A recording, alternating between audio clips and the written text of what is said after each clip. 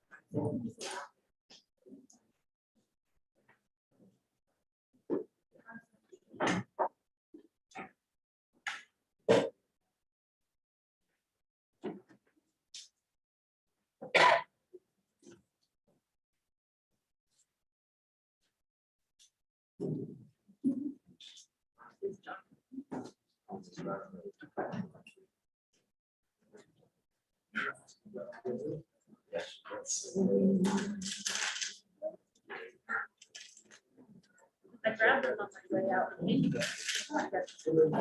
Like angry.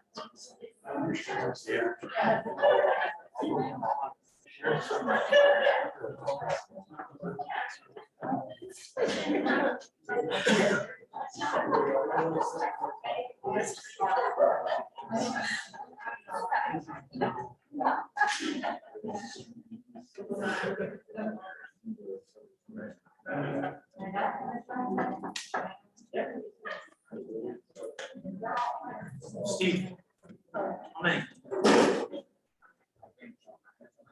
Can't tell. Now 6 p.m. we'll call the meeting to order. Begin with the pledge allegiance to the flag of the United States of America and to the republic for which it stands, one nation, under God, indivisible, with liberty and justice for all. Just want to take a minute now to the folks in the room. Around the table, there may have been some confusion. There is a public sign-in. On the back of that is the public comment sign. If you wish to speak at that point in the meeting, make sure that you have your name and contact information on the sheet on the table. Everyone is clear. We'll have some time to do that. We will have an executive session at the beginning, and we'll be going outside of the room to discuss something so we can come back to action. But I wanted everyone to know that. Also, we are following the rules at the school as far as COVID goes. If you're 6 feet apart, you can be maskless, but if you do get out of the room about the room, we ask that you please have that. Okay? Thank you. All right, first on our agenda for this evening is the oath of office for our new district clerk, Cynthia Lear. That oath of office was already performed, and we have the signed document, so everyone could see that. You could look at it if we so need to. Welcome, Ms. Weir, officially. Thank you very much. Cindy, if there's anything tonight where you have to slow down because you didn't see somebody's hand or couldn't hear because of the fans, go ahead and stop us, okay? All right. The next order of business is executive session. All right, we have a I'll accept the motion to move to executive session at this point. Motion moved by Brian Burt, second by Clyde Birch. Any discussion? All in favor? Aye. Any opposed? All right, so we will retire across the hallway, make sure that everyone. For purposes of the record, Ms. Ware, for a personnel matter, Okay. okay? So grab your folders, please. We're going to the classroom right here real quick. If John Williams comes in, tell him to use the first room, okay?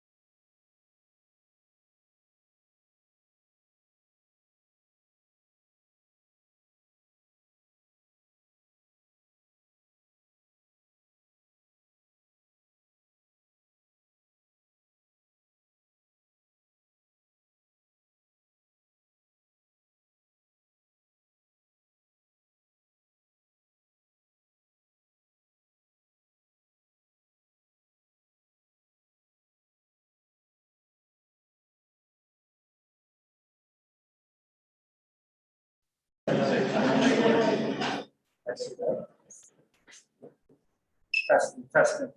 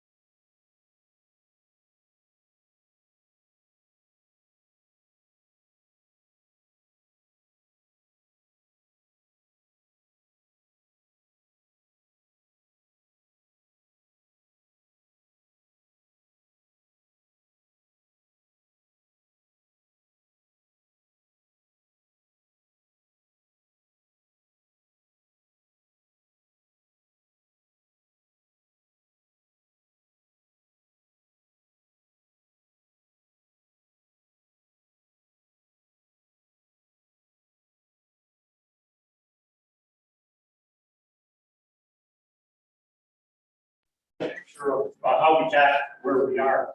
We really started looking back a little bit on some of the things that had been done here, some past projects. We most recently, project done in 2015, 16. Just prior to that, the district, as all districts in the state, were required to do what's called a building condition survey. We pulled that document out, and we really took that document and stepped off. It did a complete refresh of that document into 2021 standard version of the building condition survey. We had our engineer, our landscape architect, Craig and I, along with your great Jim Ucha and his staff, opening closet, showing all, talking to us about all the skeletons that they knew about, and have to give those guys a lot of credit. They've done a heck of a job keeping the place up and operational, given what they've been working with. And Craig gets into the discussion of the scope of this project. You're going to understand that a lot of the equipment and systems in the building are vintage to the day the building was built. Again, tonight we're really going to give you an overview. I want you to ask questions because a month from today, we're going to keep on track for a public referendum, which we'll see a schedule a little later. You're going to have to, as a board, take action on 2 resolutions. Seeker resolution, state quality, environmental quality review act, which is required. You folks declare yourself lead agency. I think you've seen that already in the package this week or previous week, as well as project resolution, really authorizing the board authorizing themselves to take the project forward for public referendum. Craig will talk on that a little bit later. Just for purposes of recollection of the board, that was in Friday's, those 2 documents, the new documents, they were in Friday's reflection. And those are drafts. Again, if you have questions on those, I think the fiscal advisors and us can take a shot at answering any questions. If not, get back to your attorneys. One of the early things that we talked about, I think it was the first or second meeting, the folks, fiscal advisors, Christine and her team, came down and talked to the design team, the study team, what some of the goals of the district were for this particular project. And I remember that one of those early meetings, Diana Bowers was still here, Scott and Brian had just joined. Brian had just joined the district, I think, not too much sooner. Scott was obviously here. And they talked about the project really has to have no impact on the operating budget, at least as far as the capital side. And I'll let Christine get into that a little bit later. So that was a goal right from the start. No impact on current tax levy. So that started to set a goal for us. And after we walked through and did our building condition survey, we looked at all of the systems in the building, the site, roofs, the infrastructure, mechanical, electrical systems, as well as started to talk about improvements on the site, both from a PE athletic circulation perspective and also obviously important the educational enhancement of the education space within the building. The total list was over $130 million. And based on that first conversation, we weren't going to be able to do $130 million one shot and have no impact on the tax bill. So we very quickly came to a point where we had to do some serious prioritization. So we really started looking at things like health and safety. What are the items that fall in the health and safety category? What are the items that fall into protecting the assets that the community owns on school buildings? Well, things like roofs. We don't stop the water from entering the building or spooling up the assets inside. What kind of things do we need to do outside to help people with any kind of disability, whether it's a student with a broken leg or somebody, a grandparent is trying to get to a sporting event or into a performance, American Disabilities Act, how do we incorporate those types of items? Obviously looked at all of the site athletics, PE components, what kind of improvements do we make there, parking lots, roadways, curb, walks, drainage, and then educational facilities, not necessarily those in that order, but there are certain things that the state education department requires the district to do in order to get a building permit. bit in state aid for the project. But at the end of the day, we were able to, through a lot of meetings from that early meeting in early winter of 2020 through maybe a couple of months ago, we were able to prioritize that and at least get to a project that was in the range of what could be affordable for the community with no expense. Like now.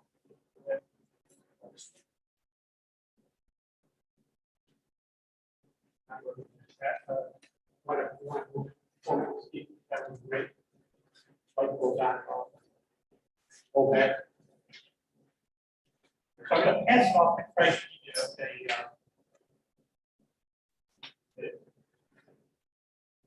Just a quick overview of the scope by area, and then also we'll get into how it breaks out by building. You hear me okay? So basically, we took that $130 million, brought it down to a sizable project still, but we had to organize it. So you're going to see we organized it to 4 chunks. One is roofs, one is infrastructure, one is site work, and then we'll talk about program, which is all that.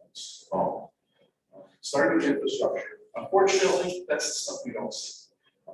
So let's glory to it, but it's mechanical systems, electrical systems, boilers, basically the equipment, lack of air conditioning that you're not feeling right now. Those types of systems that are causing maintenance costs because most of the systems are deemed to have exceeded their expected lifespan. So we're being proactive in replacing some of the major systems before they fail, such as the boiler system. That's kind of near for infrastructure.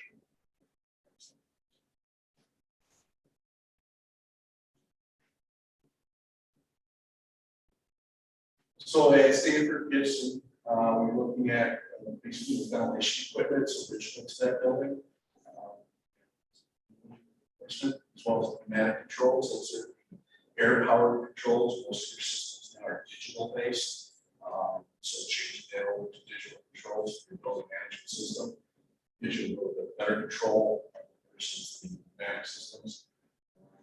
Inadequate ventilation in 1988, which engineers keep that you're not getting the S&P code required airflow unless it's time of COVID, it's that much more to HCP code. Very ground, again, similar scope, original ventilation equipment, pneumatics, and ventilation in air addition, and there's only rooftop units that have been replaced in 2018 project. For whatever reasons, they were probably still operating or functioning properly then. Now they would come to time to place. And then middle school, high school complex, I get a lot of ventilators in the main gym. There's 25-year-old rooftop equipment that's exceeded its life. Pneumatic controls as well, some variable devices that have issues that are causing maintenance expenses. And then our other big area are roofs. So basically with roofs, we try to cycle roofs within their warranty periods. As you'll see, a lot of roofs, portions of roofs are out of warranty. Energy code is requiring more insulation now than your existing roofs have, so there's added advantage of savings on the energy side of the new systems. Plus, we're also using 30-year warranties. Most of your previous roofs have been 15 or 20 years, because that's kind of the standard at the time. 30 years basically lets you get what I call 2 cycles. We used to spec out 15-year, just extends that. So Stanford, basically the areas we're touching have vintage about 1997. They were out of warranty in 2013. There's about 75,000 square feet of roof. Very Brown, same vintage, warranty expired in 13. There's about 60,000 square feet of roof. In complex 97, we got about 90,600 square feet.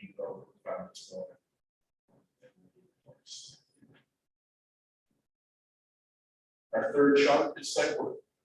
So a lot of the things that we looked at and prioritized had to do with separation of parent drop off, bus drop off traffic, separating student, pedestrian from traffic areas to improve safety, as well as the circulation of vehicles and on campuses. There's some ADA accessibility, some sidewalks that can be constructed and provide driveways to access the buildings. And one of the big considerations is also snow storage and maintenance, making sure that we're not making it worse and not providing like area offset snow at those times. So if you can see this, the lower area is basically what we're proposing is the renovated area, renovated bus staff parking lot in front of the school, as well as a separate parent drop off with additional staff or visitor parking. Looks at about 48 additional car spaces, 50 bus spaces. There's some ADA accessibility upgrades, sidewalks, and right ends, and also provided snow storage areas. Ground, this is a separate parent drop off from the bus loop. The existing bus loop intact as it is, and we're at the parent drop off fuel. So we require co-locating features, press boxes, grades associated with that. We're adding 120 spaces. That's we're also providing gated fences that which kind of control under the access to the campus and floor. And the complex, this one we have providing accessible roof for the building to the track. There's site lighting work to be done as well as parking lot reconstruction and a new north lot construction, which is an additional 58 spaces. Sidewalk, maybe. So with that, I'm sure the Jim to kind of talk about the fourth portion forward. At some point earlier in the year, folks hired Scott's direction, a outside consultant come in and really, I looked at it and said, really started to examine and evaluate who you are as a district and keeping that vision, mission, and those core values in front of you all the time so that you can use those particular items to make decisions as you move forward and enhance the educational delivery and from our perspective, enhance the space. So enhance the delivery of education to your students and better prepare those kids for their future outside the walls of the school district and their life, whatever they have to be doing. So we sat in a couple of those meetings with great conversations. This happens to be, I think, one of the word clouds that came out of one of the meetings that we were involved with, but this really generated some great dialogue that went further with a couple of meetings that we were involved with the Instructional Council, great group of people representing all of the different buildings in the district. And we had several meetings with them. They went off on the road. They were looking at the mission, vision, and core values. They came back with some awesome, everything from PowerPoints to precedent images, to words, to ways that they took that mission, vision, and core values and looked at how could they use what that meant to them at a very great level of district to enhance the educational opportunities for the students. And our chart, and they identified initially some spaces where it would make sense in each of the buildings to enhance those spaces, better be able to do some of the things that are in that word cloud, collaborate, transdisciplinary, project-based learning, problem-based learning, leadership, all the things, all of those skills students need to be successful when they leave forward at the end of their K-12 career and start working or going on for further education outside the school district. So this is where these are the things, right now with all the things that are behind the wall, above the ceiling, on the roofs. You can't see them unless you're flying a helicopter, knock the wall down. This is where some of the cool stuff, I call it, comes in, and you're actually going to be seen, how we could modify space. We're moving not only today, but as we look forward and go down the road in the future as education changes, sector, price act. So some of the words I think that came out of those conversations with the instructional council teams, and then we had some precedent images, they had some precedent images for what could these spaces look like. And Scott, go ahead and just flip through the next slide. So these are some spaces that either we've been involved with, they came up with, we found in various online journals of what's happening in education and some of the types of things that they talk about with collaboration, project-based, working on teams, small groups, large groups. Flexibility was a huge word that came out of the so again, a rendering of what a makerspace would look like. We'll talk about where these spaces like to be best suited initially in various buildings. This actually is a media center that we were involved with, which includes data lab and makerspace behind the glass there at EBS High School. Stone. Modernized, upgraded the space, really for the type of things that the instructional council was considered. Again, this is a weak figure like mostly we were involved with, again, a very collaborative, flexible space. Furniture was critical. Most of the furniture that the team talked about on wheels, easily movable, easily reconfigured, small groups, large groups, any sort of configuration that would allow different styles look at movable walls, divide, and set up different cohorts of schools, different things, maybe even within the same space. Okay. So what we did, what they did, gave back to us, we handed each of them a floor plan and said, okay, if you had to pick or choose space for two, where would you start? Media center was one thing that came up at every building. They also talked about toilet rooms, but that was in the infrastructure side. So that was not a place where I don't think collaboration was going to happen. Maybe, but that was a serious need that each building pointed out. Because many of the group toilet rooms are in buildings. So at Stanford, what we did is we kind of identified a space. We've got some 3D images that are very conceptual, but start to talk through some of those words that you saw on the first slide, how the spaces can be reconfigured to enhance the education. So this is maybe a little difficult to read, but we started to look at the media center, creating different types of spaces for various types of movement, whether it's a large group, whether it's a small group. If we had what we call tornado features in the corner, which is maybe a little hard to read on this image. Maybe Scott, that may be a challenge called the purple, which is creating 3D images. But at some point, the thought was we could actually move through this. But different types of furnishing, it was flexible. And again, these are very conceptual. And then some, space maybe in the corner, it could be fab lab, off the library, media center, or off the corridor, possibly good vision from both spaces, so that even students walking down the hallway might get excited about getting involved in something.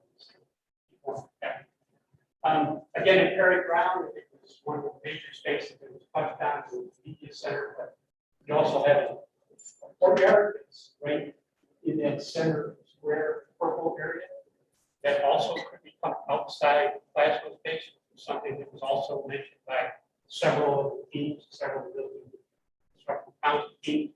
So again, we took a look at this media center, that 3D model, different types of furniture, everything in here probably is going to be on wheels. So you literally rearrange. You saw that picture of EBS media center, everything in that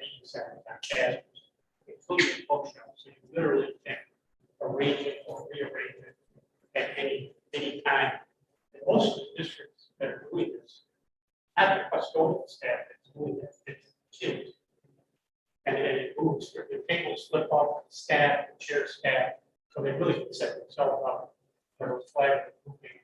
Again, maybe a small room back, roof work, some different fun types of furniture. Student choice, they choose what some kids want to be standing up, others want to be sitting on the floor, somebody else may want a wiggle chair. Trying to accommodate the students' needs when they are engaged in education. But again, at the middle school, there are two spaces, the media center, as well as the interesting space over near the gymnasium. It's also made for cafeteria. The image we showed is a space, go ahead, Pat. So this is the space on the right, you see the gymnasium. I think this is sort of some sort of a viewing space right now. So okay, how can we enhance this for collaboration, for eating, or viewing the contest or performance in the gymnasium, open to the hallway on the left if it needed to be, open to the performance area on the right if it needed to be. A space that really could be used for a lot of different things during the course of the day as well as in the again, just conceptually, maybe some sort of light coming through the roof. Put a translucent panel up there, get a lot of natural light in the space as well. Kind of open up that whole area, flood the hallway, in the classroom space. So flexibility, yeah, a lot of different uses during the course of a typical school day.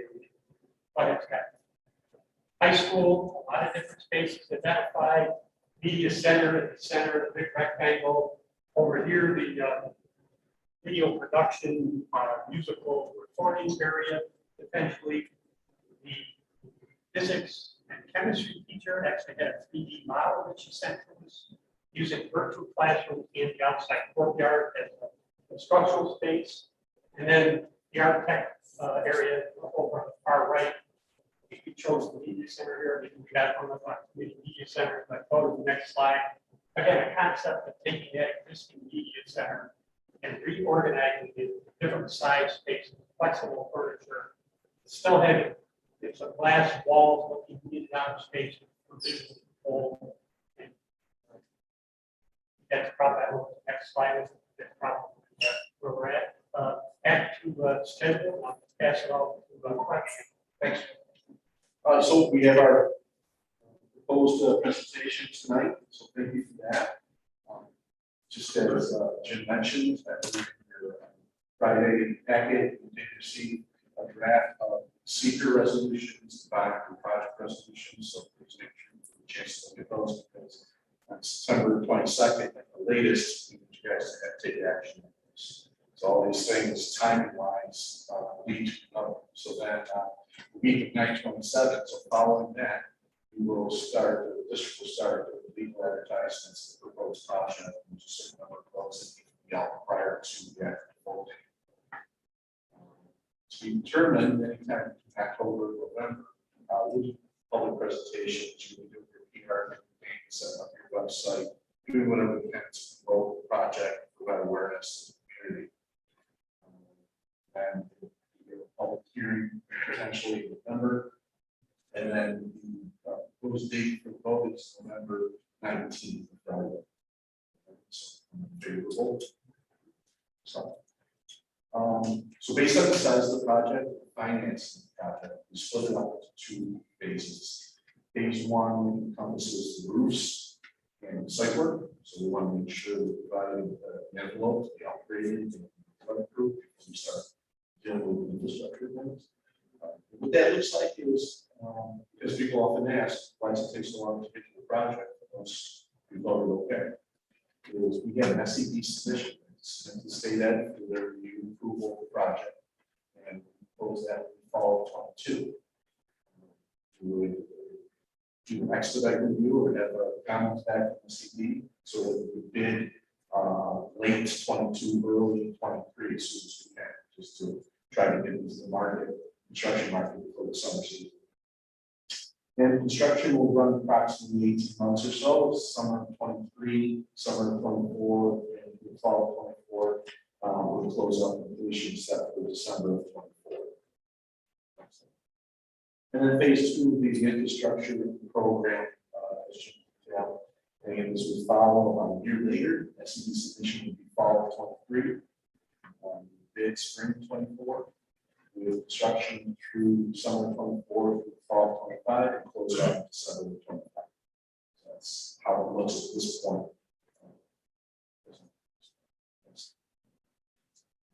So Scott had a great idea to try to get graphically a representation of how we're impacting each of the buildings. You know, some clients, they like to focus on one building and the next project another, and then we're finding a growing tendency to want to make sure it's equitable among the buildings.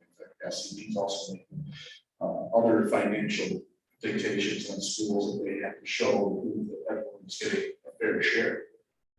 This actually was produced after we did prioritization and basically it's still pretty well defined. And it was interesting to see that it's a pretty equal distribution of the project funds on the buildings. So 23 for Brown, 28, 49 for middle school, high school. If you look at the middle school, high school breakdown, it's pretty equal as well. So that was a good thing. Next slide. And then as far as the scope breakdown, we talked about those four elements: program, roofs, infrastructure, the site work. Again, a similar breakdown of that. You're seeing that between the program, roofs, and infrastructure, it's almost equal share of the project. Usually it's a magnitude of infrastructure work and a little bit of program. So it's with that, I think we'll turn it over to fiscal advisors, who's going to kind of talk about the financial model of the project. So,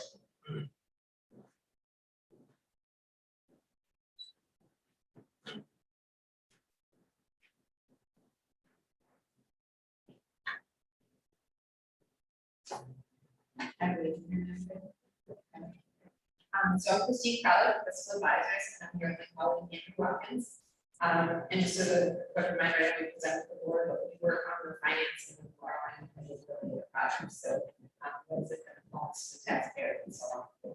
And so Jim mentioned early in his presentation that early on in the process, the district's goal was to make sure that the project was tax neutral, meaning that for where you are currently capital tax levy related to capital purposes, that that's not going to increase by taking the project.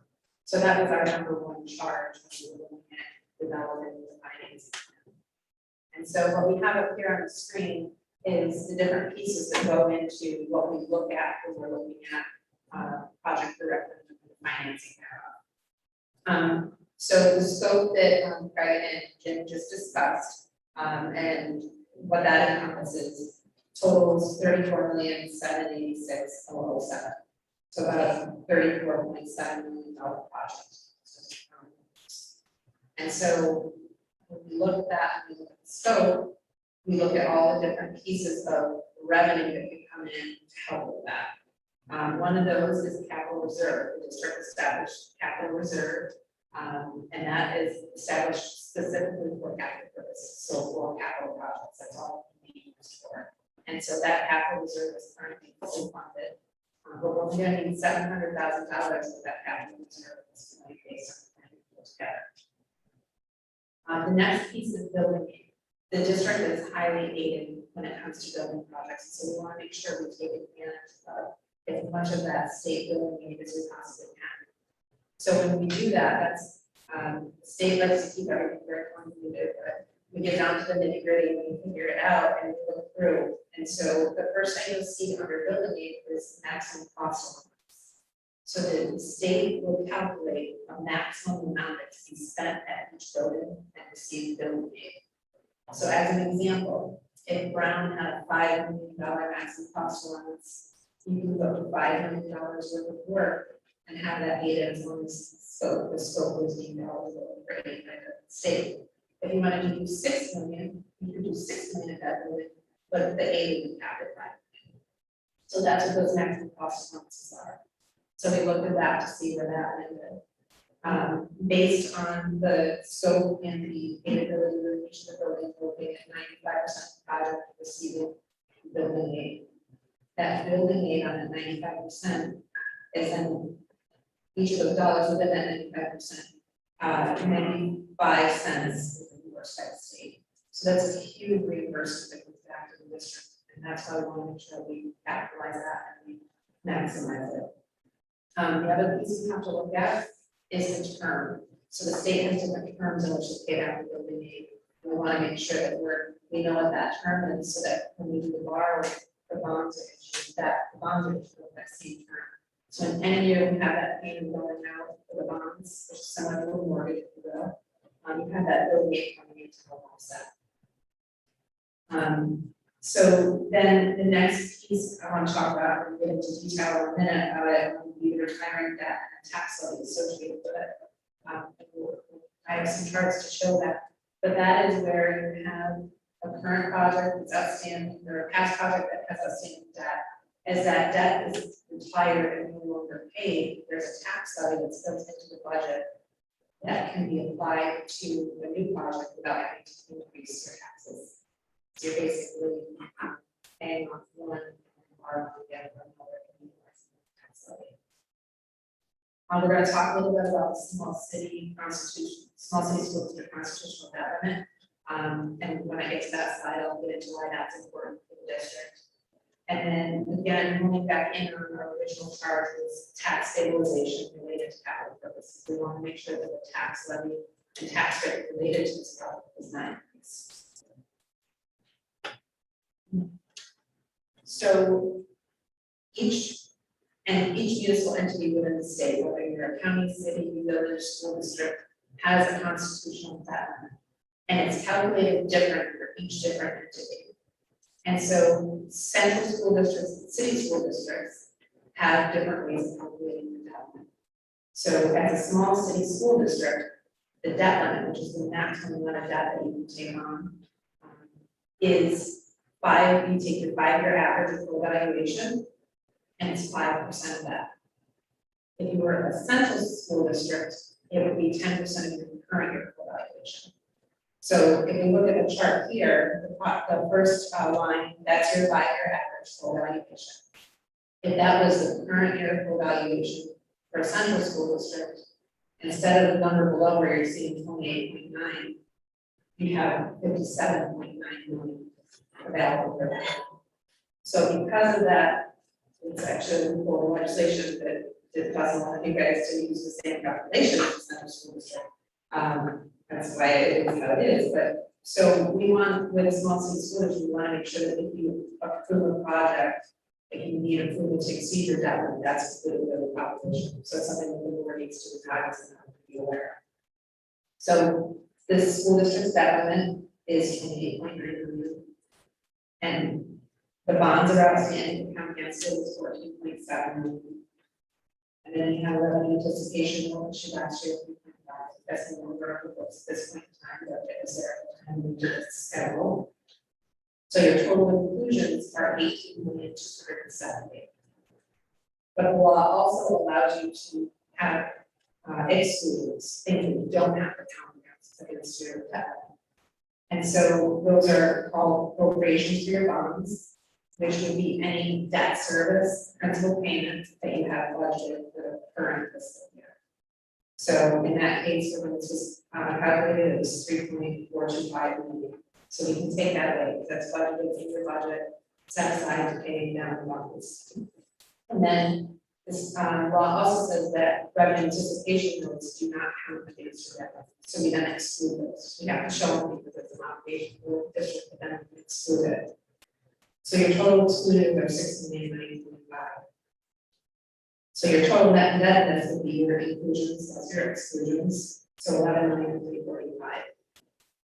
So your net debt contract margin, that's your remaining amount of debt that you can take on and stays in your debt limit, is 17.6, and that's simply the 28.9 minus the 11.3. So being that the project is 34,786,07, the district would have to exceed the debt limit in order to take on the project. And so what that means in the proposition language that you're reading and in the resolution that you're reading from the bond council, it has the language in there asking the voters' consent to exceed the debt limit. So that's where this language comes from, and that's why while we're seeing it. So any questions on the debt limit before I get too far? Christine, what's the impact on the vote? The impact on the vote, so in order for the project to move forward, you have to have a 60% plus one approval, so it's called super majority approval of the vote. And that's because of the existing investment.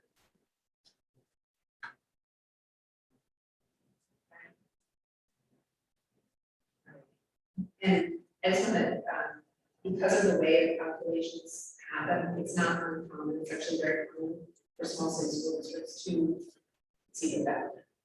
It's not uncommon at all.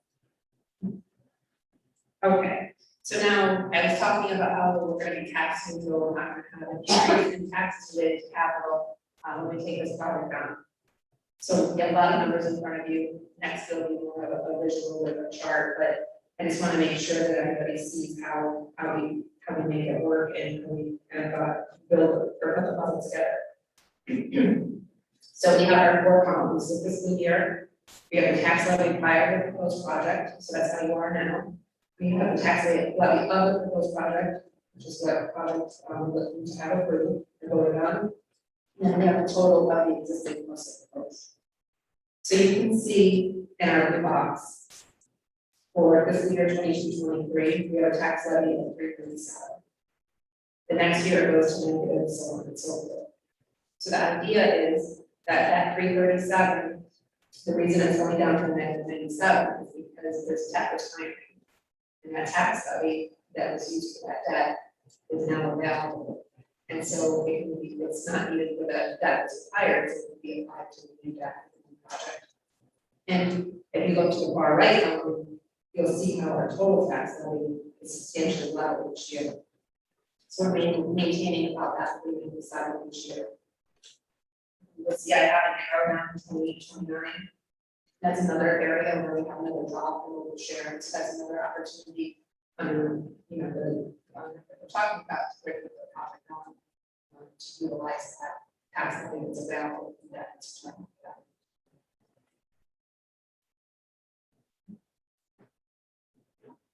Okay, so this is a bar graph that shows the existing plus the proposed.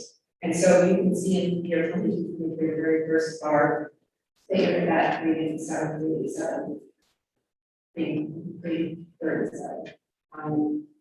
And then you can see the blue lines go below with 0 negative. So when we take that negative and we add in the proposed product, which is green, you can see how we're substantially below the process 337. And then again, as I mentioned, 28-29, it goes down a little bit. So that's how we're utilizing the tax levy that becomes available, applying and maintaining that substantial level tax levy. Now, if you haven't heard, this is related to capital, so it's important to keep in mind. And then we have our widgets, and then we have goes up just a little bit, and then again, it's substantial. So the next, just another representation of with a product versus without a product on the tax rate. And again, this is capital. So it is, we think about capital, we think about our tax cap calculations and capital exclusions related to that. So this comes into play here. So the top of the project and the bottom ones we have the ones we're talking about now. So you can see 22-23, and we have that 337.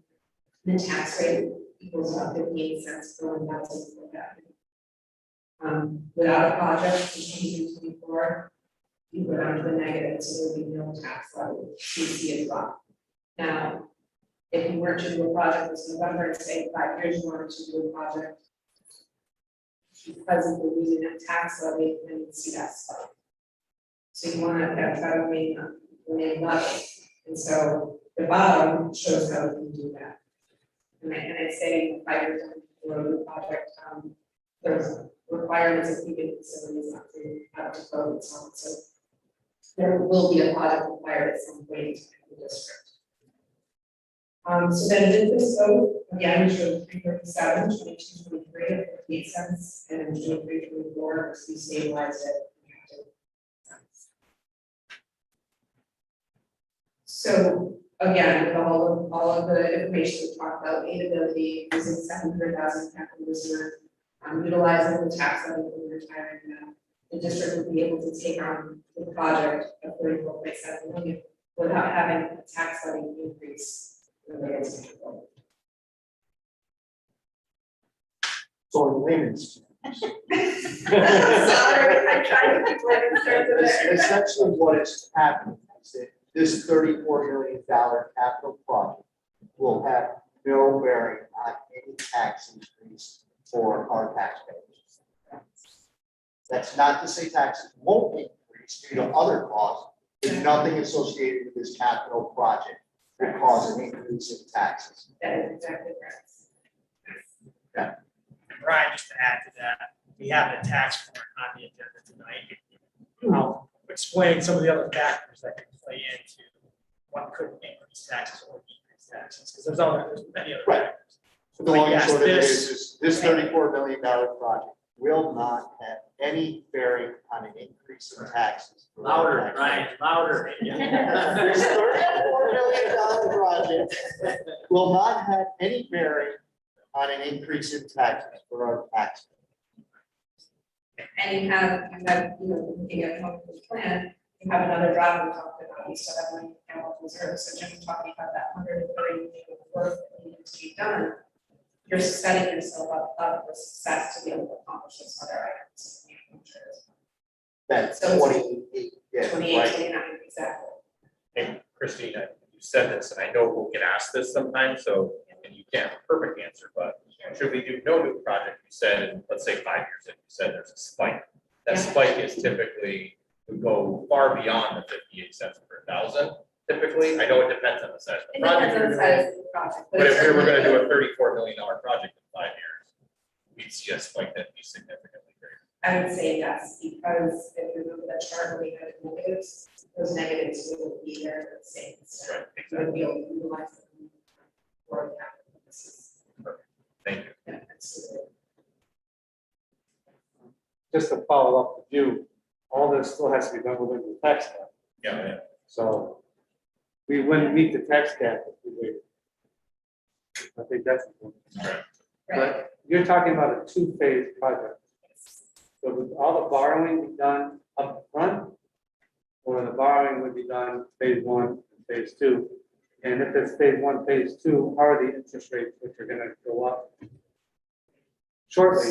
How is that going to impact the overall cost? So from the industry perspective, we've been conservative in our numbers. So when we look at what the state university borrowing for the insurance, we go a little bit of, that's more insurance. So we keep that out there.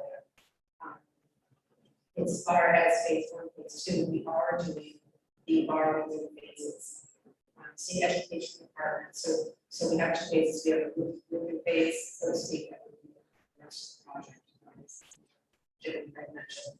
So SED will allow you to borrow construction expense until you have SED approval. So we can only borrow for phase 1, once phase 1 is had SED approval. Because phase 2 will be a second submission, correct? So phase 2 will be a separate submission. So all of them, we can't borrow for any construction expense until we have that SED approval. So we have to separate. It's just something we're bound by for SED. If we were to borrow everything up front with phase 1 without phase 2 being approved, the state would deny you the ability.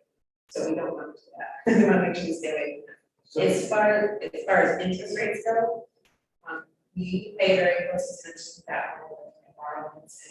And so phase 1, you know, that's going to be pretty near in the future. Phase 2, we'll talk with the administration, and say, okay, here's where we see interest rates going. Here's what it's going to look like, you know, long term. Maybe we can work borrow from that we see huge. The economists feel that there's going to be huge increase in the future.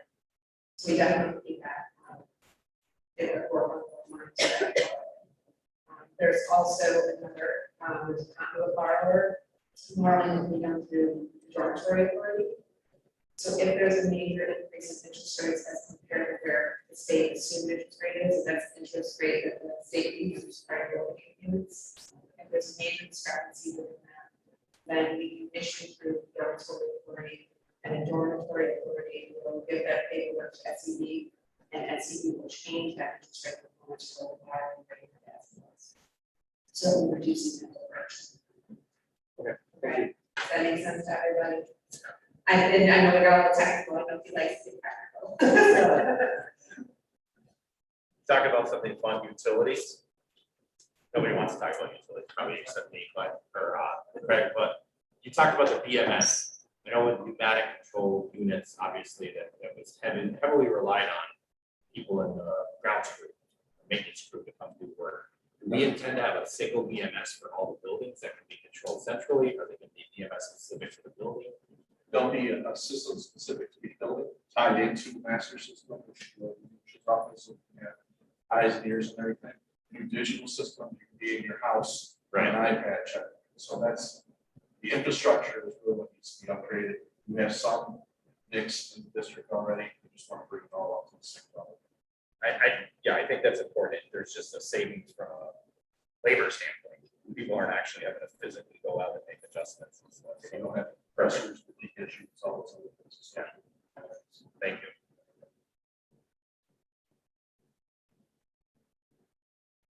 Okay, my question is really basic, it has nothing to do with finances. So the vote day is on a Friday? So are we expecting a high turnout for that? I'm just not thinking logistics wise. We actually chose that because the middle school music will be happening that night and we'll have people here anyway. Well, my point was that people are petitioned to vote on a Tuesday, Friday seems a little weird, but, okay, I missed that.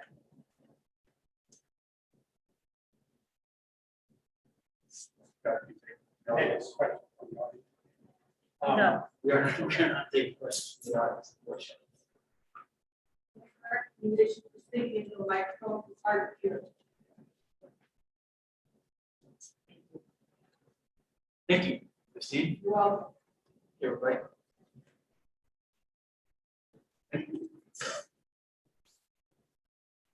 So that's really the first time you as a board have seen that whole thing kind of come together, right? From the journey we started talking about almost 2 years ago, right, with Jim and company, to where we are now.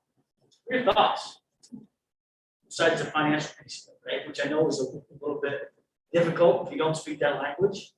Again, the piece that Brian was emphatic about at the end was that there isn't any impact. That's what we committed to from the beginning. I have a question just for clarification. This is probably going to be, but when we say media center, do we mean library? Okay. Yeah, we call them library media centers. Yep. Okay. Any other comments? For me, there's something that begs the question, like the roofs all are getting replaced in the same cycle. It'd be lovely if you could find to get things off cycle, so we're not constantly on this. Okay, 30-year warranty, they're gonna end up being on the same cycle, but I should ask, do we have will this plan also come with some kind of, for lack of a better term, predictive maintenance kind of Yes. cycle where we can replace? Okay. I just feel like it begs that answer. Yeah, so there's really an absence of a building condition survey, right? That's why we got to a place of $130-some million worth of stuff that we thought needed to be done, right? And so we can't ever get back to that place. We have to little by little be able to determine those priorities as we move forward. So, yeah, you're right. We shouldn't be in a position where we're doing all 4 buildings at once. We are. Yeah. It's exciting though. It is. I feel like somebody played that music when they started talking about timeline, right? So we're really excited. We're gonna have a vote in November of 21, and then really you're not breaking ground for at least another 2 years on this. So that's another piece that's really important for the board to understand. And that's all because of state process. You got it. And that's out of our control. So remember, these numbers are really based on projections of what costs will look like 2 years, 3 years from now. So architects, our engineers, all those people are really good at that sort of projection. So pretty conservative at the moment. We could get to a place at the end of the project to say, wow, prices have really dropped. We say we didn't spend $2 million worth of what we thought we would, right? So that could be a conversation that's in our future. Right, Jim? Right.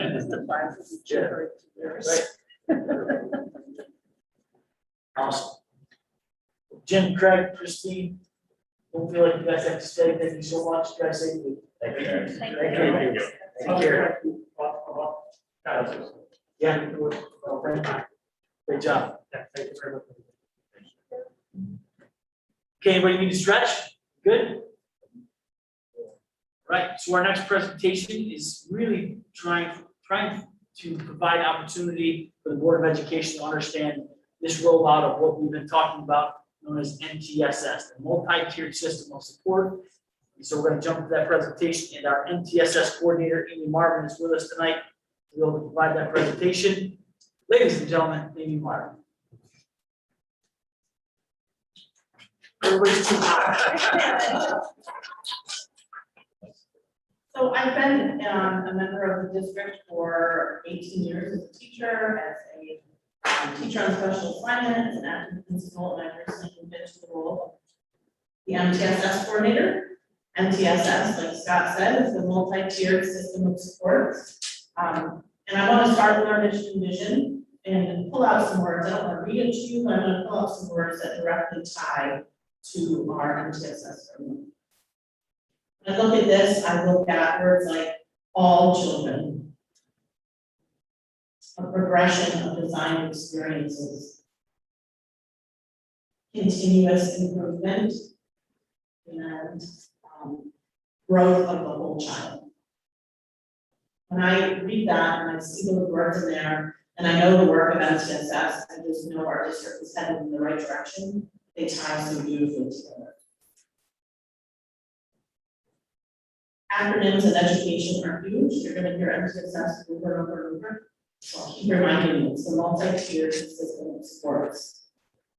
That's a copy of the cover of the handbook that I believe you all got earlier in the week. Tonight we're going to get an overview of that handbook. To start with, MTSS is a framework. It's a system that we work in, that everything we do in education can kind of fit in. It promotes total school improvement through best research-based practices. It's data-driven. So everything you do in the MTS framework is driven by data. We look at instruction based on data. We look at what supports kids need, what programs kids need, all based on data. Here's our graphic that kind of pulls everything that MTSS embodies into this one visual. And when you look at the visual, you're going to see words like universal design for learning, another acronym there, would be equitable access. You see academics, behavior, social emotional learning. All of that creates MTSS. And right in the middle, you see that schoolhouse building with tiered supports. MTSS is focused on different supports offered at different levels. When we talk about tier 1 instruction, whether it's academics, behavior, social emotional learning, it's for everybody. It's universal. Everybody gets that tier 1 instruction. When we move to tier 2, that's more targeted. Some kids will need that. Universal tier 1 instruction, about 80% of our kids, that's all they will need. So we've got that other 20% that might need something more. Tier 2 supports that you might see in a school might look like an extra small group with their teacher to support them in reading. It might look like the kid who needs a rocking chair to stay focused. It might look like a brief counseling session with a counselor or social worker. We'll say that's for some students. Tier 1 supports are typically temporary. We hope that our kids get that extra support they need and they're able to go right back into the tier 1 universal curriculum. And it's important to really know that tier 2 supports never take the place of tier 1. Tier 2 supports are always in addition to tier 1. If you need a little bit more help, you're never going to lose out on what everybody else is getting. That extra support is going to come at a different time, in a different way. You're not going to miss out on that core instruction that everybody's receiving. The same for tier 3. And we have that 20% of kids who need a little bit more. Sometimes it works great and they're right back where they need to be. Sometimes they still need a little bit more. Tier 3 supports get more intensive. They get more student focused. So it might look like regular counseling sessions. It might be a one-on-one session with a teacher instead of a small group. those types of things. And again, tier 3 support, don't supplant tier 1 or tier 2 instruction. It's always an addition. Universal design for learning. This is a framework that we base everything on. It's really about removing barriers so all kids have access to their education. When we look at UEL, the teachers are going to be providing multiple means of these 3 areas. They're going to have multiple means of engagement in their classroom, multiple means of representation, and multiple means of expression. What this might look like is, if you think about, a kindergartner who just can't sit still and they're having trouble focusing, it might not be a learning situation, but maybe if that teacher can remove the barrier of that extra energy, they can give them a walking chair, they can have them take a break from a sensory path in the hallway. They're removing their barrier so that student can come back in and can really be focused on instruction. Also, it looks like if you think of a high school level where students all have the same tasks, looking at rich text and pulling out the author's point of view and ideas. Somebody might be listening to that as an audiobook and then having a debate with their peer. Somebody might be reading the text and creating a presentation to give to the class. So just the multiple means of how to take information in and how to show what their learning is. I love this graphic. It is a great visual for me when I do down the universal design.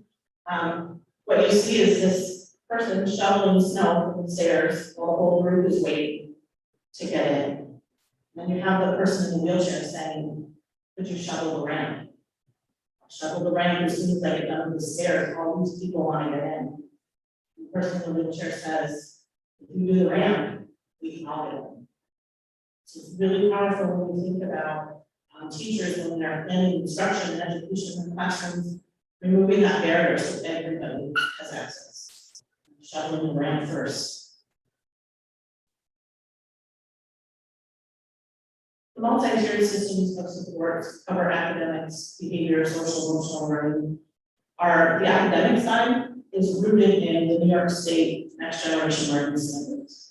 We took some time this past year and we were able to prioritize those standards across grade levels, across content areas. So we really have a laser focus. Our teachers know what we're teaching, know what's important, and how to get it done with kids. We've had some wonderful professional development this summer, looking at the workshop model and project-based learning, best practices in instruction. Teachers are really excited about getting in there and getting back to the work with kids and these models in place. Also looked at universal screeners. I told you that MTS is really rooted in that data. So to have a universal screener to kind of put out the feelers for everybody and see where everybody's at really helps us guide our instruction and planning and what supports for the need. Social, emotional, and behavior side of things. This past year, we also did a lot of research on screeners for social emotional learning, curriculum for social emotional learning. We were able to choose BIMAX and just another acronym, behavior intervention and management assessment, monitoring assessment system. And then Character Strong is the curriculum that we as a district chose. These two tools used together will be able to get a feel of where our kids are in these categories you see on the bottom. Self-awareness, self-management, relationship skills. We'll be screening everybody so we know where our kids stand and we can really provide targeted instruction in the areas that they need using this new program of Character Strong. We're going to continue our youth restorative practices, positive behavior interventions and supports, as well as TCIS or therapeutic crisis intervention for schools.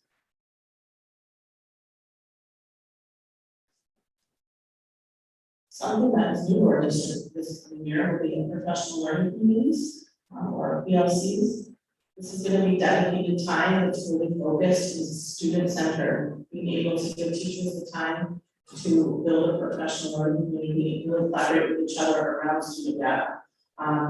Give them the time to pull each other's expertise and really work together as teams to build best instructional practices and best supports and experiences for our kids. During this time, we have, if you read that whole handbook, we talked about all the different teams for creating districts, building leadership teams and data teams and child study teams. And it really, those teams work in the tiered system. You're gonna have that building leadership team that's gonna focus on everything that's going on in the building. Academic, social, emotional behavior. Data teams are really gonna look at the data and say, what groups of kids need what supports, what can we do instructionally for them, what can we put in place? And then child study teams will really be tier 3 supports, right? We're gonna really look individually at kids. What do they need? What can we do better for them? What barriers can we remove to get them learning in a way that works best for them? Also have Vision partners for our district. I've been working a lot with them this summer. They're really great people. Are really excited. I think they're going to be great for our district and just really intentional, focus on kids and building relationships with teachers and just improving practice across the district. I've also read the handbook, must have been thinking, oh, because it's a lot. There's no way you can do everything that's in the handbook in 1 year, in 2 years, and do it justice. We've created an initial 3 to 5 year implementation plan. I'm the type of person that I work off of lists. I like to also check things off of lists. So selfishly, I need year 1 this past year to show all the work that we've done to build our capacity, to build our systems in place, so we're really ready to hit the ground running and all of those kids back, and have all of this great support and stuff ready for them. So you see just the format basically of our implementation plan. It does go out 5 years to have this really in place solidly so it can support all kids in the district. We are ready to connect, inspire, and empower throughout this plan and the implementation of that. So,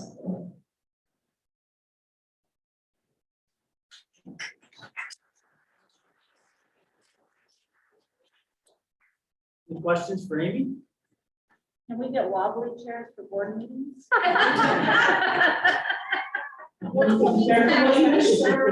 really work with our muscles. So, yeah. Good for everybody. Amy, thank you, great job. Yeah, Thank thank very you. much.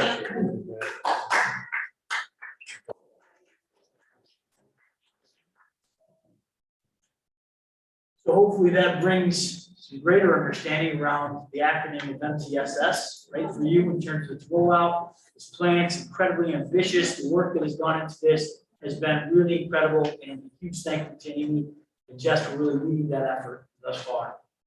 Next presentation we have for you is really an opportunity for you to see how how things begin to come together in what we call the District Professional Learning Plan. Here to present tonight, 2 of our master teachers, Ms. Fran Niles and Mandy Giles Whitlock.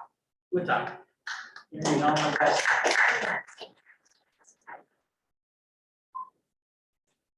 My name is Fran Niles. I have been teaching in Norwich for I joined Norwich as a K2 multi-age teacher. Last year, I was the virtual teacher for the elementary level. I'm so thankful to be back in the kindergarten class next year. And I'm Mandy Giles Whitlock. I just go by Giles because Whitlock has way too many things kids come up with. And this will be my 11th year here in Norwich. I'm a 3rd grade teacher presently at Perry Run. Oh, yeah. We're going to talk to you about the professional learning plan that we've been working on. And Steve is going to trademark the logo that we all had a hand in designing. But if you think of it as more of a 3-dimensional model, rather than that flat thing you're looking at there, where the community support and relationships with students and staff and teachers is at our base. And then our next level up is where the standards of curriculum, instruction, and assessment all influence one another, continually modifying and changing. To the next tier up where you just heard me talk about MTSS, our professional learning communities and our technology push, and to the top of our with student learning. That's what's in our plan.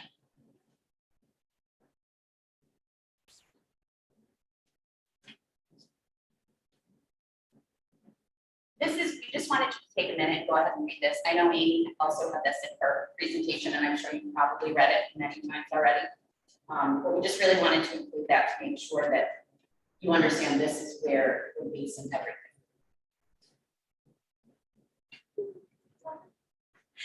So our instructional council meets once a month. We've been meeting this past year. They certified teachers on it and administrators from across the district, and it's a great opportunity for us to get to work in groups. This is one of our full meetings. We're actually working on that design that we just talked about, and it's for one of the, I've been on so many committees for the district. We get so much done in those 2 hours. It seems like we've done so much in 1 year's time, but it's nice to get to talk to these teachers from other buildings that we don't see very often, but we see that this month. And this is our professional learning plan purpose. Basically, what it's telling you is we want everyone in the district on the same page. We want to grow our teachers in every one of the buildings and just make everyone better. Try telling people to put it. Basically, this is our mission. This is what we want to happen. We want to become the best and then just keep getting better. Not just the staff, not just the teachers, but everyone who is here in Norwich, including the kids, the lunch ladies, the cafeteria, the janitors, everyone to keep moving forward. So you heard Amy talk about some of our professional learning topics. So we've been talking about an instructional council, a multi-tier system of support, universal design for learning, which we also open up again, digital fluency with all of the technology, learning standards, the social emotional learning curriculum, which is so exciting that we have a big health curriculum now. We discussed that and those were some discussions that we had to therapeutic crisis intervention and project-based learning. There's just so many things happening on this that we've been working on.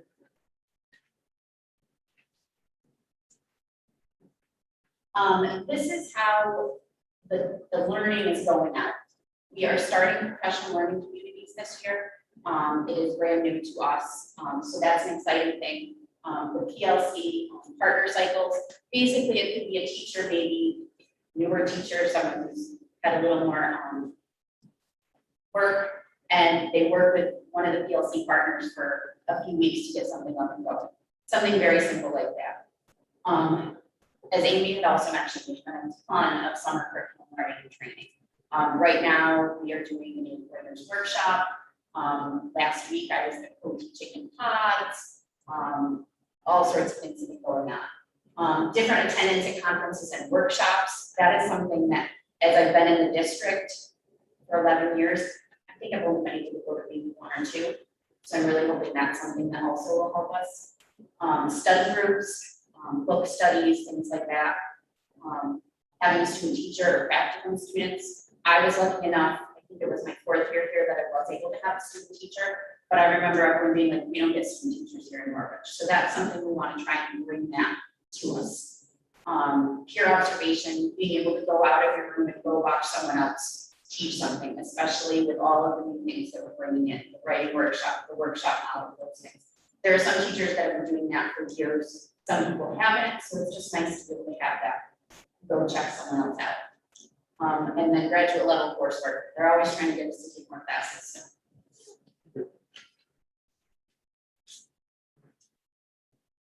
For a little bit about the universal design for learning, and this is really what is increasing student motivation. What do we do to motivate those students? What are some of the best practices? What are the ways they can acquire those skills, and how are they going to show you that they know that? So this is our administrators are working continually on this and going to more on this also. So this is about the new professional induction program, basically a mentor-mentee program.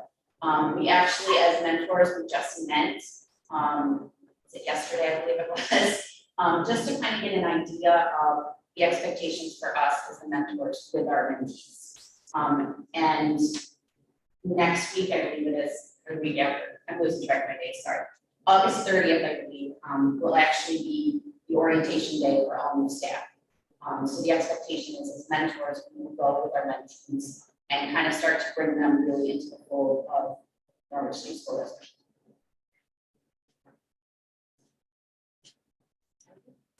This is our last slide. This is just a path that we've been working on. We looked at a lot of other districts and some very successful districts and modified some of their plans to meet our needs and how we'll help guide those new teachers in their first few years with some of our more veteran teachers with experience and just helpful go along the way. Questions, comments, questions? Thank you.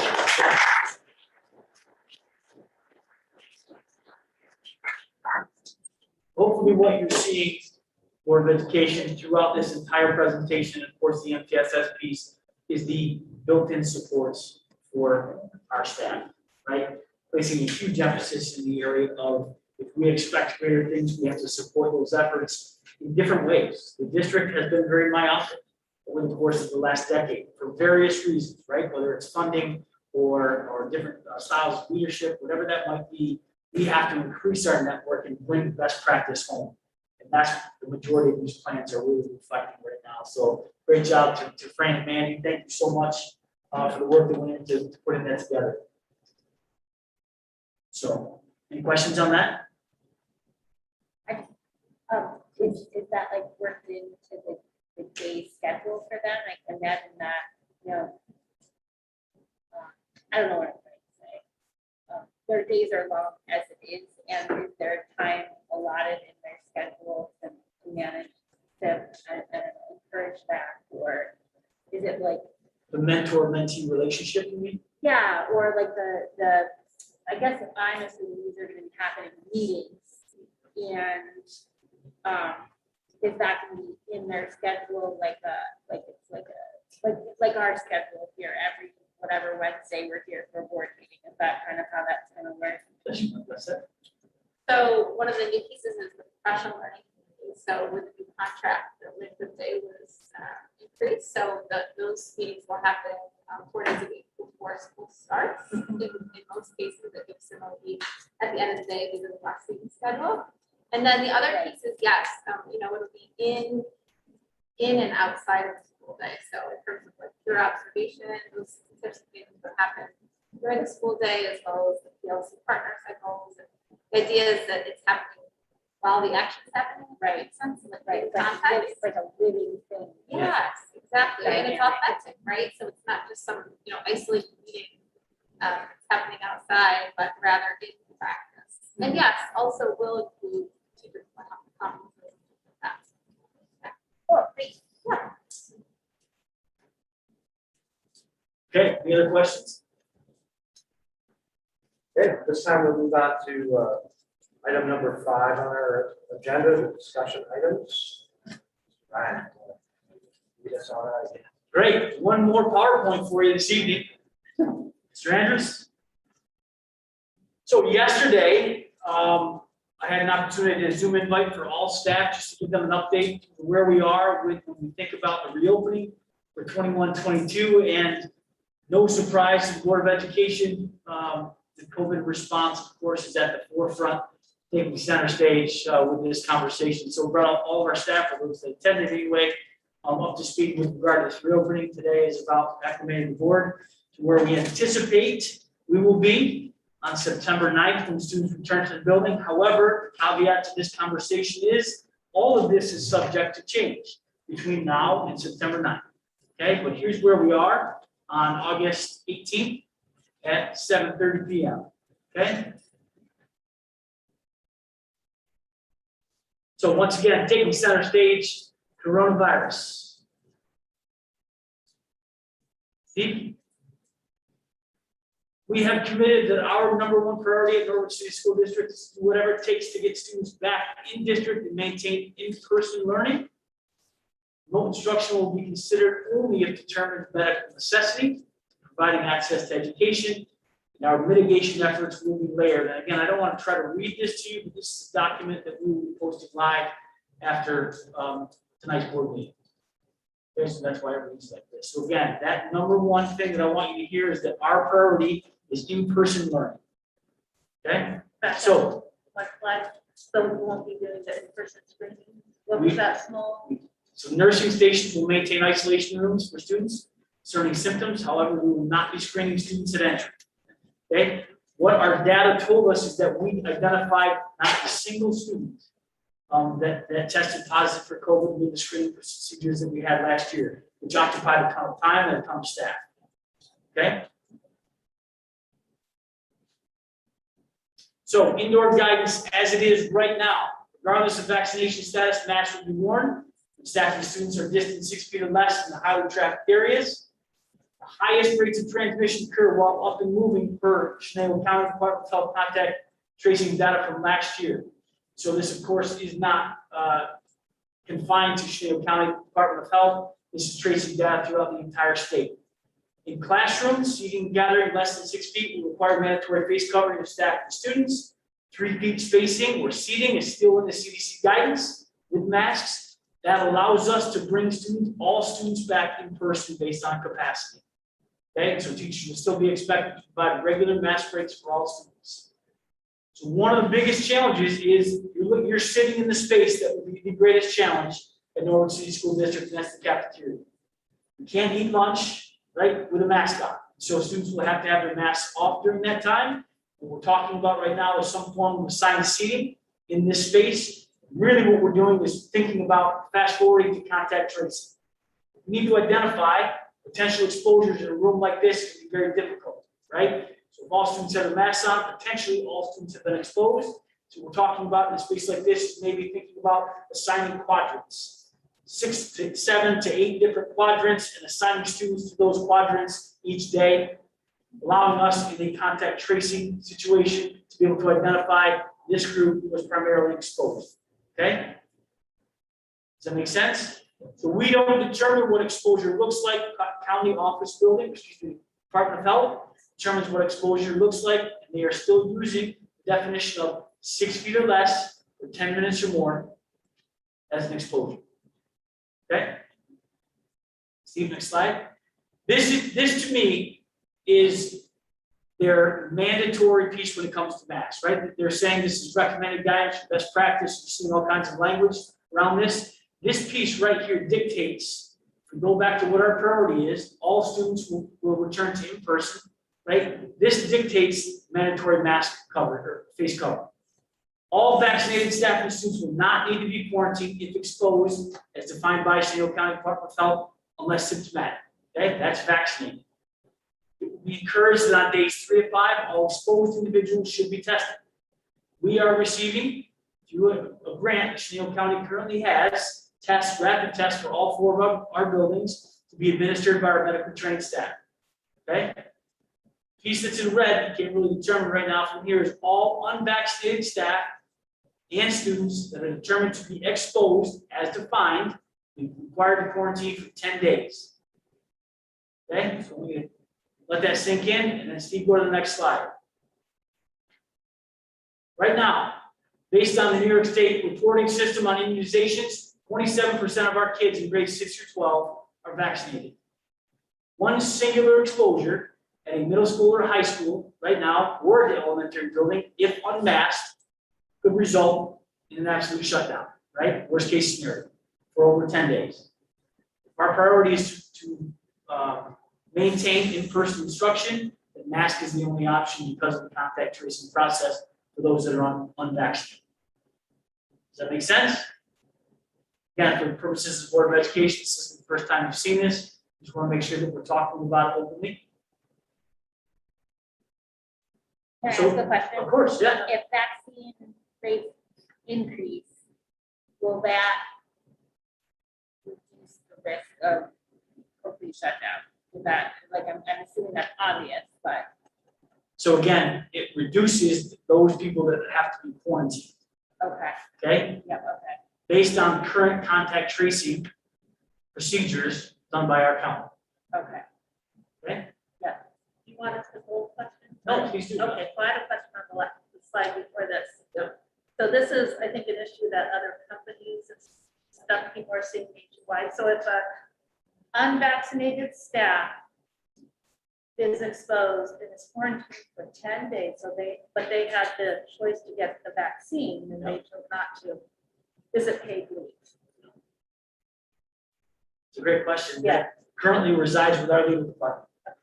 So time out. Yeah, it's definitely being talked about throughout the state. I mean, right because now. some individuals cannot get the vaccine, but for the most part, everyone has a choice to get it. Sure. They choose not to. So one of the bigger conversations right now is if an unvaccinated staff member has to be quarantined for 10 days, the district has to incur costs, right? Associated with bringing in a substitute, and essentially there's learning loss for the students because you don't have a certificated teacher in that classroom. That's what's being discussed right now. What is the obligation of the district? As of right now, we cannot mandate that all of our staff indicate to us whether or not they've been vaccinated, okay? However, what legal departments across the state are talking about right now is in a situation where we have to determine whether or not a staff member has a need to be quarantined, we will have to mandate whether or not they provide proof of vaccination in order to do that. The same with students. For example, if the immunization center or database is not up to date, for example, a student says, wait a minute, I've been vaccinated, and our system says, no, you haven't, they would have to provide proof of vaccination or else they have to be quarantined, right? Again, not driven by Norwich City School District, driven by Chenal County, which of course is driven by powers to be. But is the staff then, they get paid leave or is it leave without pay? So again, will they If you charge had- sick time is really the question, and that's what's being determined right now. Okay? Will remote learning be available for those that are quarantined? Again, part of that conversation, John. 10 days of mandatory quarantine, that's not a student's fault, right? Especially a student that can't get vaccinated, okay? And so we have an obligation as a school district to provide education in some capacity. Whether or not that's a remote setting or we're sending work home, we haven't determined that yet, okay? Any other questions? Yeah, this is a really powerful data point that I think is important.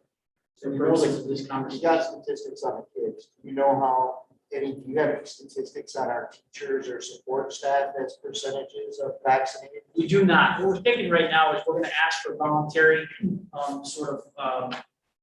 information from our staff to determine whether or not, just a percentage right now would help me. I don't necessarily care about the individual names. Percentage would help me begin to help sort of make that determination of when and if we can get to a mask-free environment. Thanks. Okay? So next data point, Steve. In Chenal County, again, as of yesterday, 54% of the entire county population has had at least one dose of vaccine. That's positive news. 65.2 of the 18+ county population has had one dose of vaccination.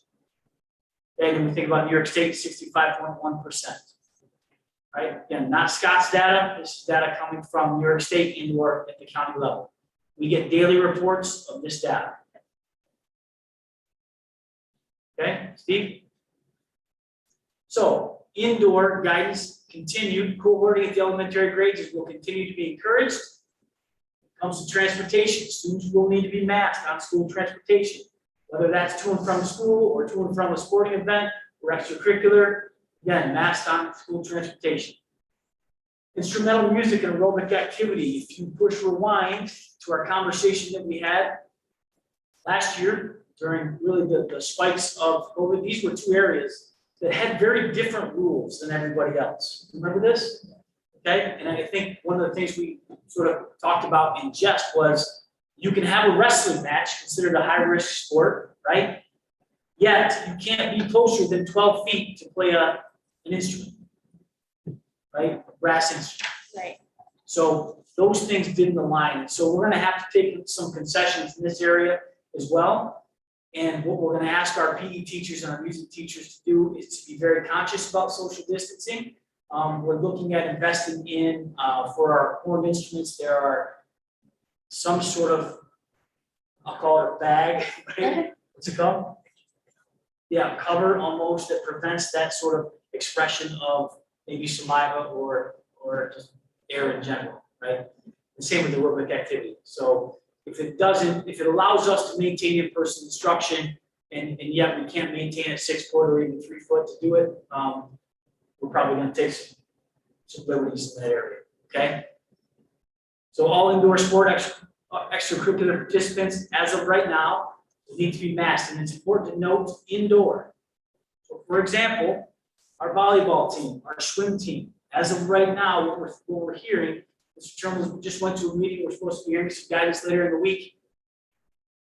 Volleyball, for example, will have to be masked, where outdoor sports like football or soccer won't have to be masked. We're also seeing conversation happen around if they're in the huddle, they have to be masked. How do you do that, right? The answer is you don't. So again, we're gonna wait for section 4 to declare what it will declare and then make some decisions internally around how we can maintain this piece. But as of right now, the restrictions regarding face coverings will only be for indoors. For athletes, students, spectators, officials, coaches, that kind of stuff. And I think one of the things I'll ask the board to remember once again is that, remember in Chenango County, right, Norwich is the only school that participates in STAC, which is all the southern tier schools. They are governed by Broome County. Broome County and Chenango County were not on the same page with respect to guidance around COVID protocols. And so Norwich, for example, plays the majority of their contests with southern tier schools, really got shortchanged because, again, guidance requirements were very different. So what we're asking your county right now is please make sure that we're talking to Otsego, to Delaware, to Broome County, and please come to some consensus. Okay? So again, just the indoor piece is really important. Go ahead, Steve. And I have one. Sorry, please. I'm hearing this from outdoor athletes, that they're hearing that all the team members have to be vaccinated. No Okay. conversation So about that was mandatory vaccination. Right, that's why I didn't think so, but None. hearing stuff. Okay. So talking about insurance, for example, one of the things that we have been hearing, once again, I'm just simply putting this on your radar, is that if we deliberately ignore public health experts' recommendations may qualify as expected or intended loss and make it harder for a district to prove it wasn't negligent in the steps it took to prevent the spread of COVID, which could really mean we could be sued and be determined to be negligent in our approach if we do not have face covering protocols in place. Okay, so again, I'm putting that on our radar. It's coming directly from the insurance company. And Steve, last but not least, we have a transition in front of us. Every transition brings change, as you know. Lieutenant Governor Kathy Hochul will be in power in less than 10 days. And I quote, in her last press conference stated this: in a matter of days, I'll be able to say we will have mask mandates, just don't have that authority at this time. And so what the conversation is around the state is that as soon as she is authorized power as governor, she will be declaring emergency action and putting in a mask mandate, mandatory mask mandate for all New York schools in less than 10 days. Yeah, that's topic of conversation right now. Certainly anything happens between now and then. Okay? I just want to hammer home the point, though. I think it's really important for everybody to understand is like, you know, we risk funding, insurance support, support for the kids if not following those public health and CDC guidelines. And it sounds like we're being alerted from insurance, insurance coverage that could be, yeah. Yeah, it's a huge conversation. A real risk of preventing kids from having access to education on a regular daily basis. Go ahead, Steve. So if there are any more questions about those protocols, we're going to transition into some of the other hot news. What's happening here in Norwich City School District? And that is that we have a high school principalship vacancy. So I want to do a public shout out to Mrs. Kistagilio, who is already semi-enjoying retirement status. She will never, just to be clear, she will never retire from working. I can promise you that based on who she is as a person. She will continue to commit herself to giving everything that she has to students, to our community, to those that are in need of assistance. She is an incredible person and will truly be missed, and truly left her mark on Norwich City School District. So please help me.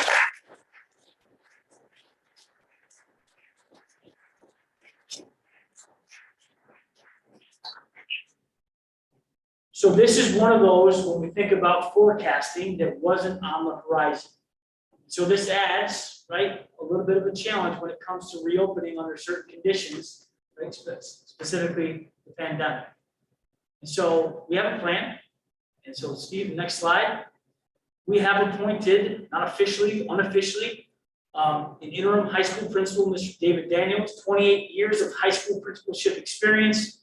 We will hold it against him that he's recently coming off an interim stint at Shenango Forks the last year during the pandemic, and certainly the majority of his career being spent as a Susquehanna Sabre. Thought John was wearing a shirt supporting Mr. David Daniels already with Susquehanna colors tonight. No. It's not. Nothing to do with something. I know. Let's make that. Chris is a former Sabre. So David Daniels comes to us as a really common presence. Vast knowledge in how a high school specifically operates, and certainly has that operating knowledge of how to operate within the COVID pandemic, right? I think that's going to be really important. David's anticipated start date will be September 2nd or 3rd. We still haven't figured that out yet. When his flight comes in, his wife scheduled a vacation that there was no way he was going to get out of. She scheduled it a long time ago prior to the pandemic, and it was one of those that got sort of kicked down the road because of travel restrictions. So he's enjoying that time right now. Matter of fact, you might even be listening. David, I hope you're enjoying the beach wherever you are in Hawaii right now. So really looking forward to him transitioning on and taking leadership at the high school. They're really good about that. So just a tentative timeline to help support this transition for purposes of our conversation at the board level. Go ahead, Steve. Is between now and if I can ever find some time outside of COVID, be able to publish and post the advertisement for the high school principalship. Between August and September, build those internal committees for purposes of hiring, and then September 22nd, be able to select and weed down those interviews that we determine we want to interview. And then again, just an arbitrary date in October around our next board meeting. We look to appoint, if our timeline allows for it, a new high school principal. Okay? Please.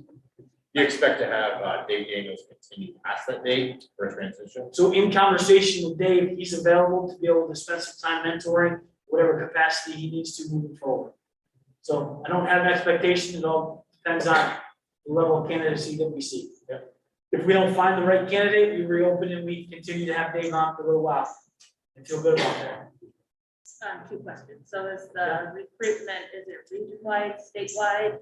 Yeah, so it's going to go on all publications, right, that are accessed beyond Is that state borders. website?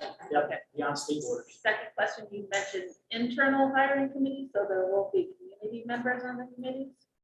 No, the committees will be determined internally, Okay, right? We'll be offering certainly community okay, input. that's with what that I as want well. to clarify. Yep, there's always a community group that's involved in the hiring process when we're talking about this.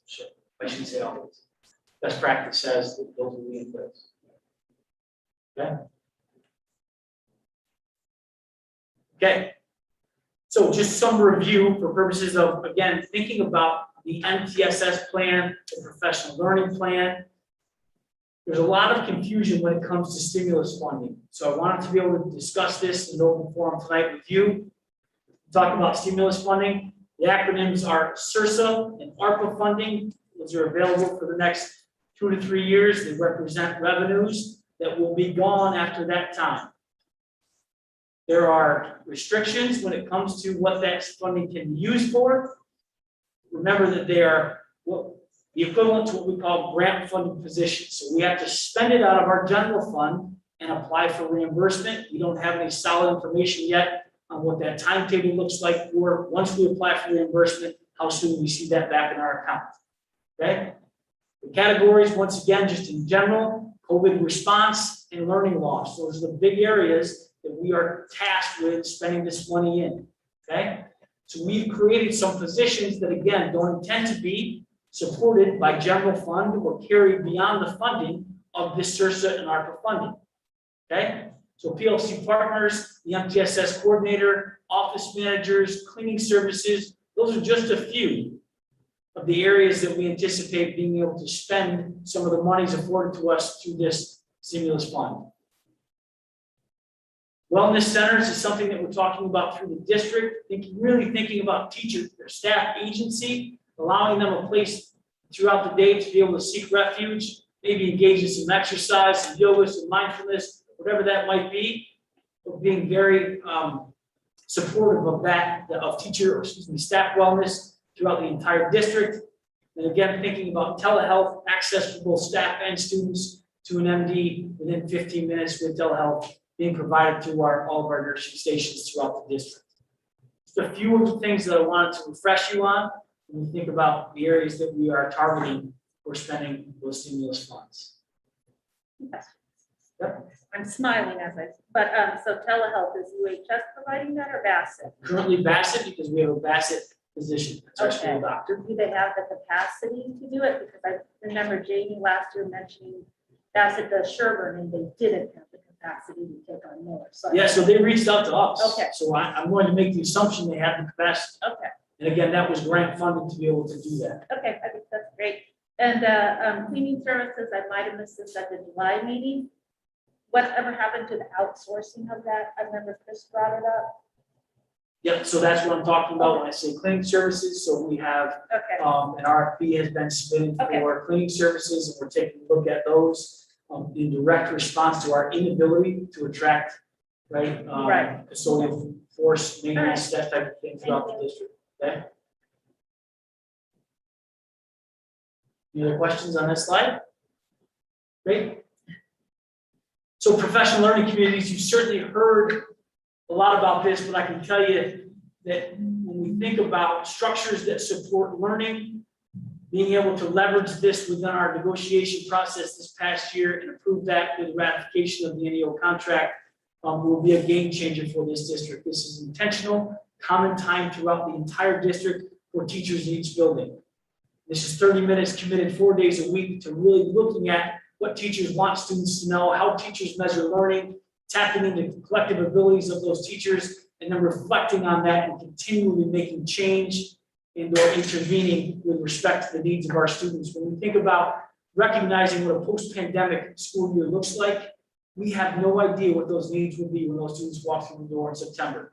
We can predict with some degree of accuracy, but we haven't begun to really understand what those needs are. These professional learning communities will allow opportunities for our staff to really convene and be intentional about examining what those needs are and then being responsive to those needs. There has been a lot of questions about what is a PLC partner? A PLC partner, again, is in direct response to how do we support our instructional approach this year? Specifically, how do we support our instructional staff? And so we really created this position because of stimulus funding. So again, direct response is supporting learning loss, providing instructional support both at the individual level, the grade level, and certainly at the building level. These 4 PLC partners will be modeling instructional practices. They will be working to improve systems, our systems approach to learning and interventions throughout the entire district. They will be working to strengthen Tier 1 instruction by providing direct support to our instructional staff. They'll be leading professional development efforts through that PLC time, and again, facilitating data conversations. This is all work that one singular person in district that can't do, and this is a blessing that we have the opportunity to do this type of work with those stimulus funds. Here's what we know, however, this work has to be truly focused for the next 3 years, because at the end of that 3 years, those PLC partner positions will not exist in district.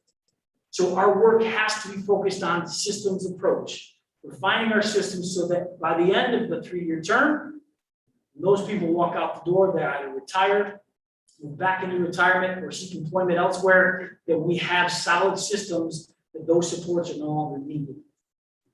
Okay?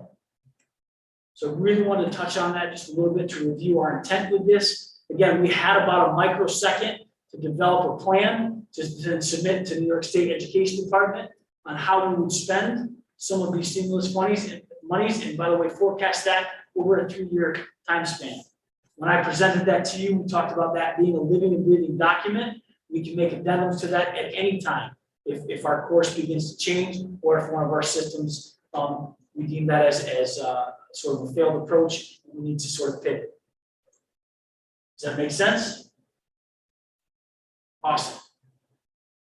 So I'll leave the Board of Education with this. Please save the dates in this pandemic environment. What we decided was that it wasn't a smart idea the night before we bring students back to allow our community to come into our buildings, right, with the potential spread of this COVID pandemic, this COVID virus. And so we are rebranding what we have called the meet and greet to be a community meet and greet. It'll happen at the stadium from 6 o'clock to 8 o'clock p.m.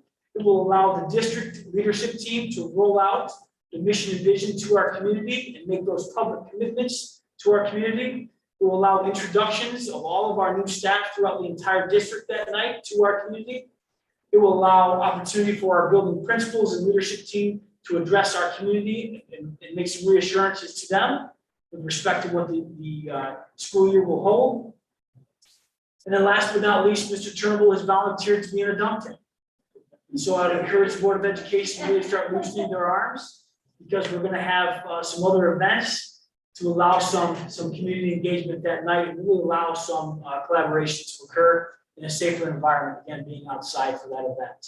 Dr. Bowers come back to the dunk bench. She might be the first virtual dunk tank. That's shadow drop. But think about, by the way, we're thinking about, providing some food that night, some obviously some snacks, some live music being donated that night. Some of our student athletic council members running organized sports on the turf during that night for some of our students that are coming back, and just trying to make it a really fun night. And then offering opportunity for some of our collaborative partners from the community to be able to come in, maybe set up a booth, have some pamphlets to pass out, and really talk about their role in their partnership with Norwich City School District. So again, planning hopefully a really fun night for our community, and going to begin to really market that over the course of the next few weeks. Who knows if some of the mandates will begin to change our scope for that, but we'll see. We're going to plan for a great event. And then the second thing, just so you know, this is something you can begin to spread, is that the school district will be hosting a flu and COVID vaccination clinic at 11 o'clock in the district for anybody in the community. Okay, we're partnering with Walgreens to be able to do that. Oh, it's open to the community members. So we're going to be all open to the community. What I don't know yet is if we have to have definitive numbers, so that because the refrigeration component, right, to the vaccine, or whether or not they have to bring 300 or 500, right, or 50, depending on what it is. But if 50 more people can be vaccinated, because we provided an opportunity, then it's a great service. Again, not insinuating that that's the direction that our staff or community has to go, but just being able to provide that thing for them. An opportunity for some Q&A. Who needs a wiggly chair at this point? Anybody? Yes. Chairs were not built for 2 hours of continuous sitting, but again, just wanted to provide that opportunity to give an update. Actually, I do have a question. Yeah, please.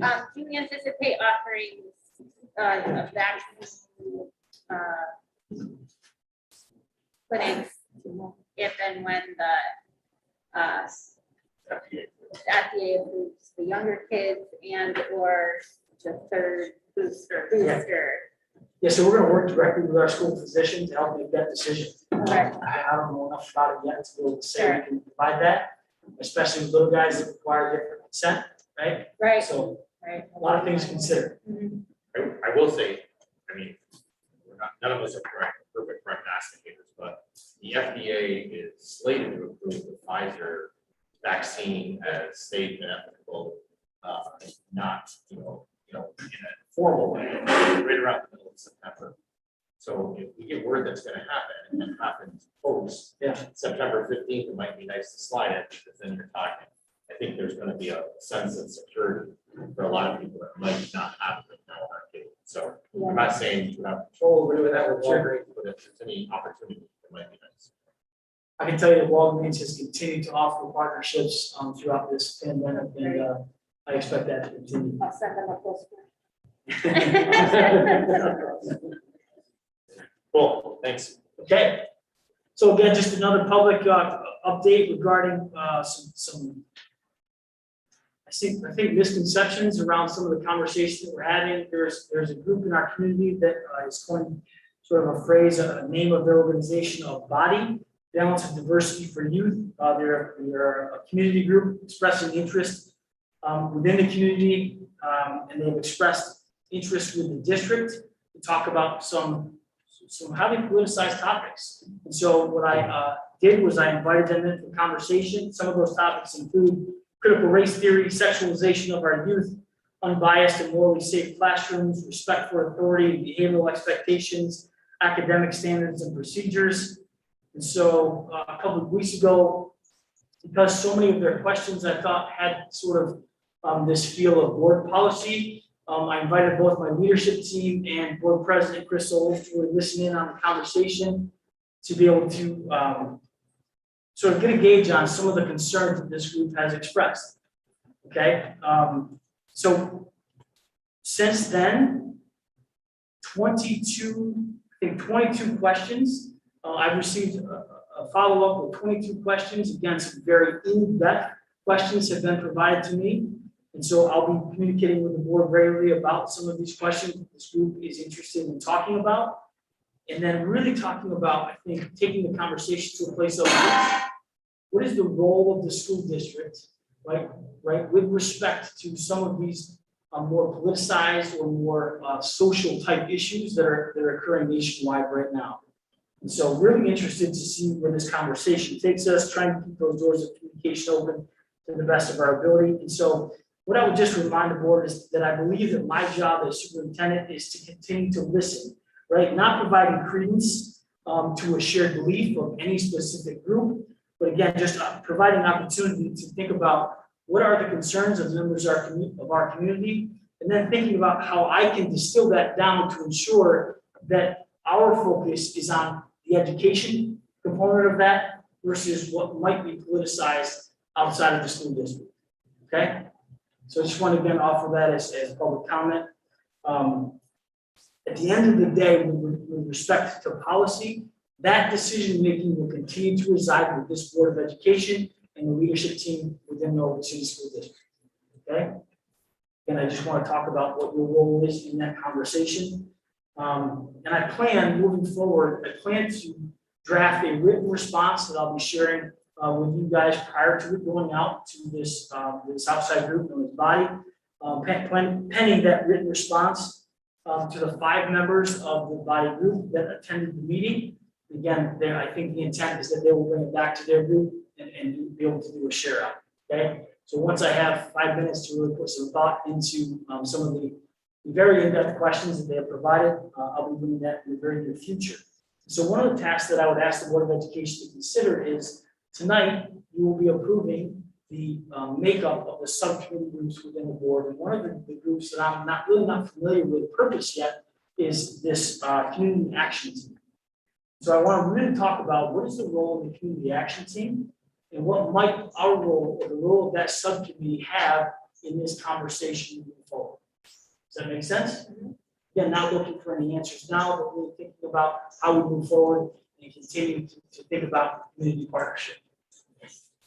Okay? So that's the update on that. And then the last update, you saw the save the date of the rebranded meet and greet. I wanted to make sure once again that you are spreading the word. I'll be sending you a flyer on that. Please make sure you're promoting that event. And I would love to have all of you there because you are currently on the agenda to be introduced that night as well. Okay?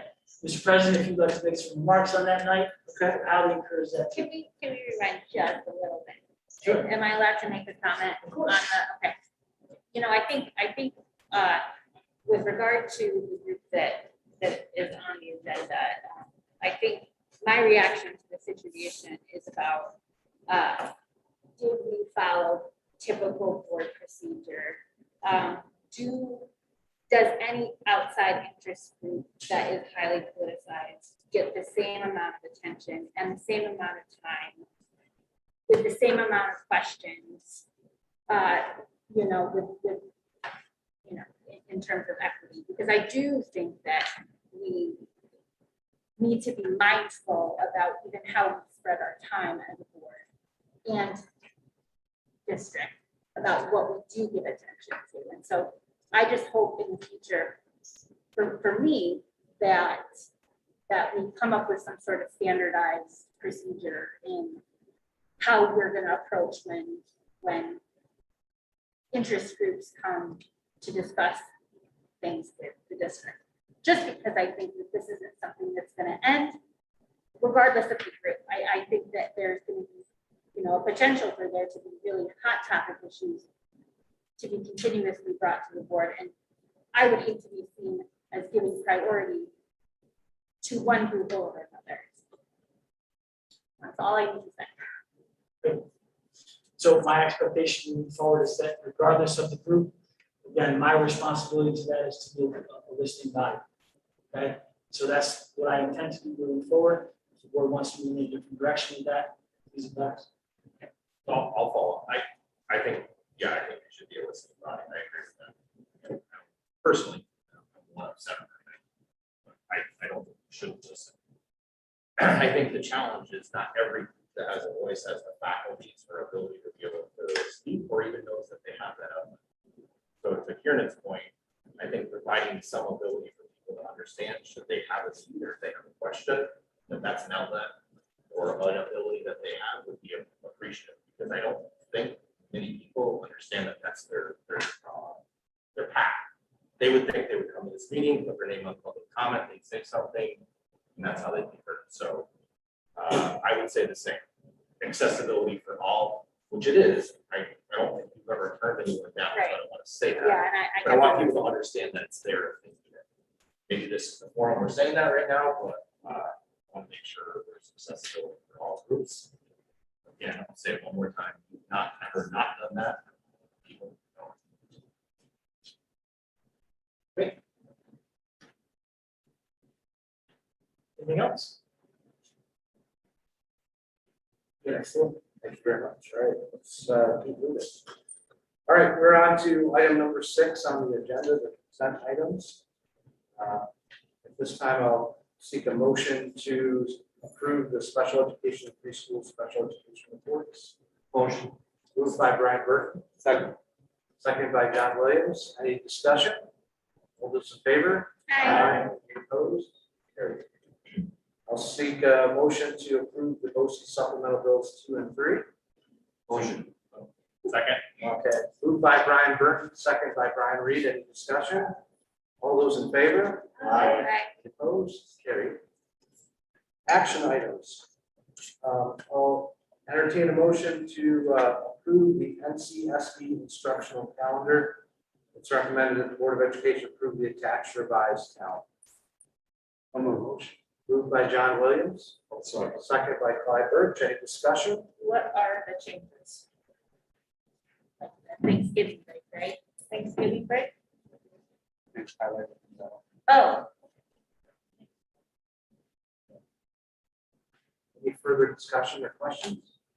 All those in favor? Aye. Any opposed? So carried. It is recommended that the Board of Education approve the tax certiorari, certiorari, excuse me, it's already been a few hours, so. Certiorari reserve resolution. Moved by Brian Reed, second. second. Second by Ross Francis. Any discussion or questions? All those in favor? Any opposed? So okay. It is recommended that the Board of Education adopt the attached 2021, 2022, 2020, 2021 tax warrant comparison resolution confirming the tax roll and authorizing issuance for the warrant for the 2021, 2022 school year. Motion. Moved by Brian Burton. Second. Second by Karen Hamilton. Any discussion or questions?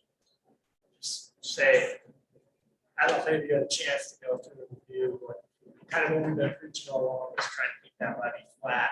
And what you see in that comparison sheet is a lot of rates most of our townships actually drops this year. Which is good news. We're getting we have access to a lot of funds from federal sources and other sources. So it gives us the chance to alleviate some of the burden. Two of the other big factors that play into that, so it's the equalization rates. That's what it actually caused two of the townships to increase the tax rates, which is set by the state.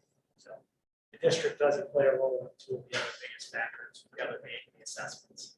So I think the controls levy as we've been reaching our trying to keep this. Additional questions or discussion? All those in favor? Aye. Any opposed? Okay. It is recommended that the Board of Education accept the Walmart donation of 2 pallets of donated sanitizing supplies, including 50 cases of hand sanitizer and approximately 10 boxes of sanitizer. Moved by John Williams. Second. Second by Ross Lorenzo. All those, any discussion? Big thank you, Walmart. I'm gonna send them a postcard. All those in favor? Any opposed? So carried. It is recommended that the Board of Education approve the following board policy for second reading. FMLA policy A506. Motion. Moved by Brian Reed, second by Brian Burton. Any discussion or questions? All those in favor? Aye. Opposed? So carried. It is recommended that the Board of Education approve the following board policy for first reading. Substitutes A506 revised 3. Motion. Moved by Brian Reed, second by Brian Burton. Any questions or discussion? All those in favor? Aye. Any opposed? So carried. So, we'll do this as one big, so we're not reading the whole thing. Item number 8 on the agenda is the committee appointments for the internal audit, policy, capital project planning, finance committee, community action. Do I have a motion to accept all the committee appointments? Moved by Clyde Birch. Second by Brian Reed. Any discussion or questions? The only thing I have to say is that there has been some, after we published, we printed this out or put these out there, there was some interest by other people to have some information about the committees that they were not on. So we'll try to have that open so people can kind of either ex officio if they want. So they're flexible. All right. So from this point forward, now that those memberships have been determined, you'll be receiving 1,000 emails again, scheduled appointments every month for those subcommittee meetings, okay? Although, go ahead. Oh, for the meeting times, like, I know when we were meeting for policy at 8 or 8:30, it didn't work for Kieran and I. So can we, like, figure out a consensus for those times too, that work for all of us? Yeah. All those in favor? Any Aye. opposed? So carried. All right, now we move on to the 3 pages of personnel records. I'll make the motion for All right, so it's moved by Brian Burton. Second by John Williams. Any discussion or questions regarding personnel? No, I got a lot of my entered, but I guess if you ever feel there's a need to have a special meeting in terms to go over positions, et cetera, have it. I think it's best to be well informed and sending, that 8 o'clock at night, questions. Other discussion regarding the personnel recommendations? All those in favor? Aye. Opposed? Okay. So again, I guess what I would say to the board is if there's interest, right, to potentially have special meetings, I'll bring that up in a weekly conversation with Chris as we talk about hiring updates. Like, this is a crazy time of year with respect to hiring, very different than we do all year long. And so I'll bring it up to Chris, and then that's something that he can continue to be that conduit to the rest of you. Is that okay? The process? Awesome. Other things before we move on the comment? Okay. I'll turn around and talk to everyone. It's really difficult having all the time. Microphone. Chris, Yeah, there is. Yeah. That works. So I have a list of 5 individuals that are on here. I'm just gonna read this out loud so everyone's clear on what the rules of the road are, so to speak. Just remember that this is Board of Education meeting, which is a meeting on the Board of Education in public. It's not a public meeting, it's not a referendum on items on the agenda. So also, the board will not respond to any questions that you might have tonight. I hope that you'll provide your contact information so that we can respond after the fact. When I think it's concise, I'll just read this out loud. The Norwich City School District Board of Education encourages public participation in board meetings. Any individual wishing to speak to the Board of Education will do so under the following guidelines. Speakers will be limited to a maximum of 5 minutes, and the entire open forum to a maximum of 30 minutes. Which may be limited by the board. Sign-in sheet will be circulated prior to the start of the meeting. Those who have signed in will be called to speak to the board. Speakers are asked to stand, state their name, and rest the topic of the session. Speakers will not be allowed to personally attack any board member, administrator, employee, committee member, or anyone in the public present. Also, no comments by the speakers will be permitted that deal with executive session subjects, such as individual personnel matters, discipline issues, individuals. The board president will respond to questions that are put up to the panel. Working, will do research and follow by us. Again, we're not responding with already 9 years, 2 hours, 15 minutes. So we'll take your question or concern on their advisor. All right, our first individual.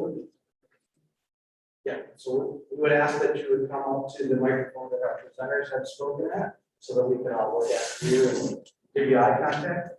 Our first individual is Lisa Mitchell.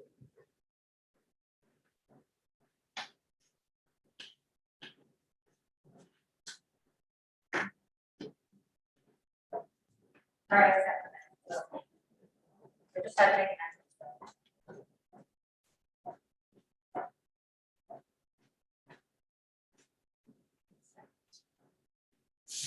Hi, everybody. How are you? I have some relatively prepared remarks, but they were prepared tonight as I'm still going to keep it a little bit emotional. I'd like to start by saying it's ironic when we look at the agenda for tonight and listen to the wonderful presentations we heard. We started by listening to the presentation to move our district and, more importantly, our students forward into the future with a capital project, a tremendous capital project, and MTSS. Amy, thank you for your candid focus on words I think we can all take to heart. The district has recently chosen to engage with a group in private which seeks to influence our district to go backwards. It was absolutely inappropriate that our district, through the leadership team and select members of the Board of Education, to meet with a group empowering and expressing specific political and religious beliefs. It was inappropriate for our district to exclude members of this Board of Education from that meeting. People who we, the taxpayers of this community, have elected to represent our interests here in this community. Because it isn't happening in secret, opposing viewpoints can't be shared. I would like to thank Mr. Reed, Ms. Hamilton, for sharing that position here tonight. Using the word distill by any member of the leadership team to the Board of Education is absolutely inappropriate. It is absolutely wrong. And if this board and our community is, all of our community, is excluded from those conversations, this board is not doing their duty and our community is not being heard. While this group states through their media posts that they are not political or religious in nature, they are not affiliated with any political or religious institutions, there are multiple communications with this district which are a matter of public record, and I would encourage each and every member of the district to seek those out.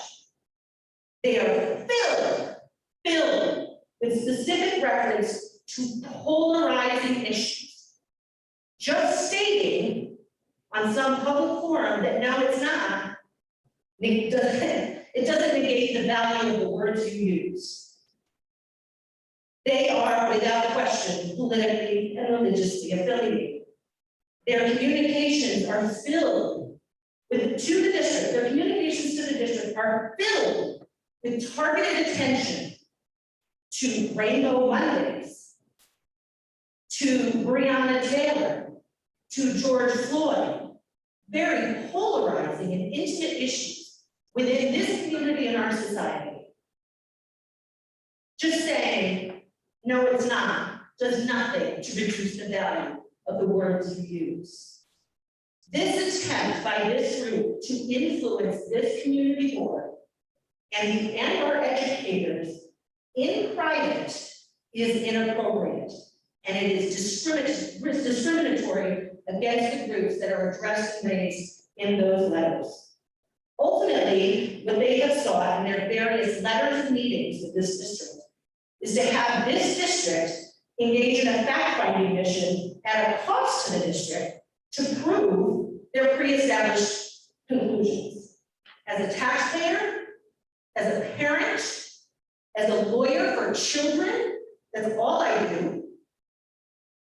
I am thoroughly disgusted and object to any district resources, whether the time of our administration, whether in monetary value in conducting their fishing expeditions.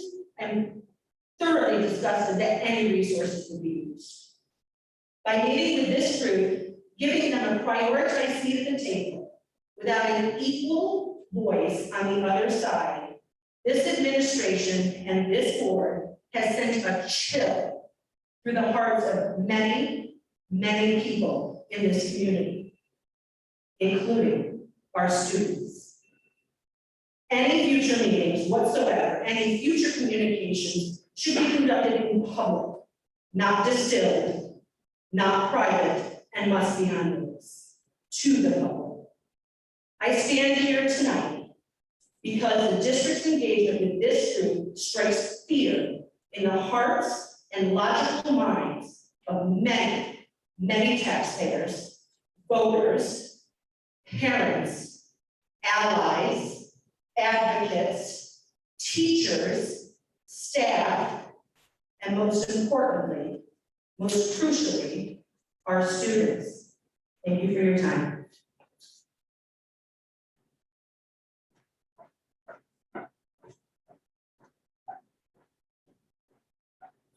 All right, next individual, I believe is Tina Fay.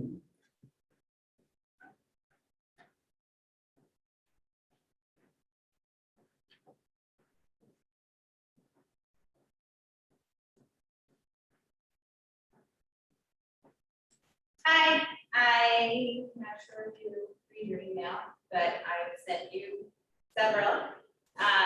And just want to reiterate, it's really difficult to hear back there. So as I was trying to kind of pay attention, I may have missed a lot of what's been said here. As you all know, because of the emails I've been sending, my concern is about my son and the masking issue. And, here we are today. It's, what I gather, there's a money issue and there's a threat of not getting that money if the school doesn't follow the rules. And I understand that. I totally get that, and I'm not here to be adversarial, but I am coming here as a parent with a completely different perspective that I feel like I have to share, and I hope you hear it. I did come with a completely prepared speech, but I'm just gonna kind of go through some of what I think questions that we should be asking. The CDC has a very long list, hundreds of studies that support their recommendations for masking children. I read them all. And do you know what's not in that list of studies? One study, not one, that specifically relates to children being masked in school, not one, okay? The bulk of the references, they discuss that masking may be effective in the community setting with proper fit, with proper material, with proper layers, okay? It's not conclusive, okay? There's too many variables that don't fit with children in the school that translate to those community studies with adults. Did you know? And all of this that I'm saying is from only the CDC website. It is only that site that I am citing all of this information from. Did you know that some masks only stop 2% of what we exhale? And the virus can be contracted through the eyes. Okay, why aren't we wearing goggles? All right. There is one study in all of the studies referenced that used children as subjects. They masked them for 30 minutes and they said, no, they're fine. But my question is, what happens after 7 or more hours? What about over the course of the school year? Are they fine then? And shouldn't we be asking? And what about asymptomatic spread? Much of the material openly admits that this is inconclusive, okay? There is no conclusive study that say this is actually a fact. There is one study that mentions inoculum theory, in which the children's viral load is so low that exposing children to adults actually helps them produce antibodies that protects them from contracting and getting sick, okay? This is all CDC, okay? I'm not making this up, and I encourage every one of you to go look. Why are we ignoring the enormous protection of antibodies? Why is that just suddenly not a thing? This is a thing, it's real. We need to be asking these questions. Where is the science? Are masking children harming them? Does anybody ask that? We need to ask this. Why hasn't there been a risk-benefit analysis done? Do children provide a protective layer of herd immunity? The mortality rate for Shenango County is 0.2%. Over 90% of the population has never tested positive since the beginning of this. Those are pretty good numbers. We're doing okay.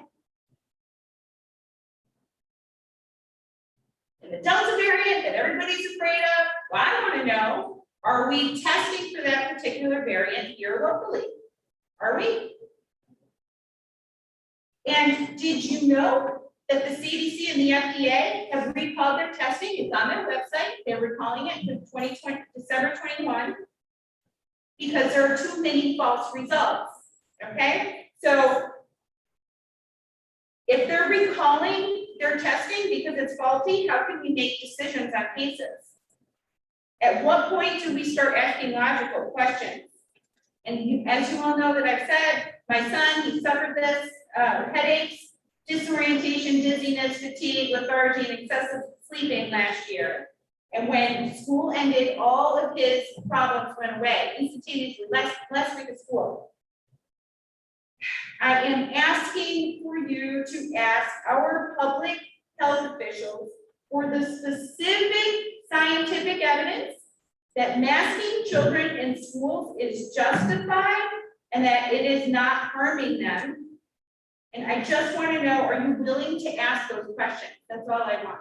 I want the science. That's it. Thank you.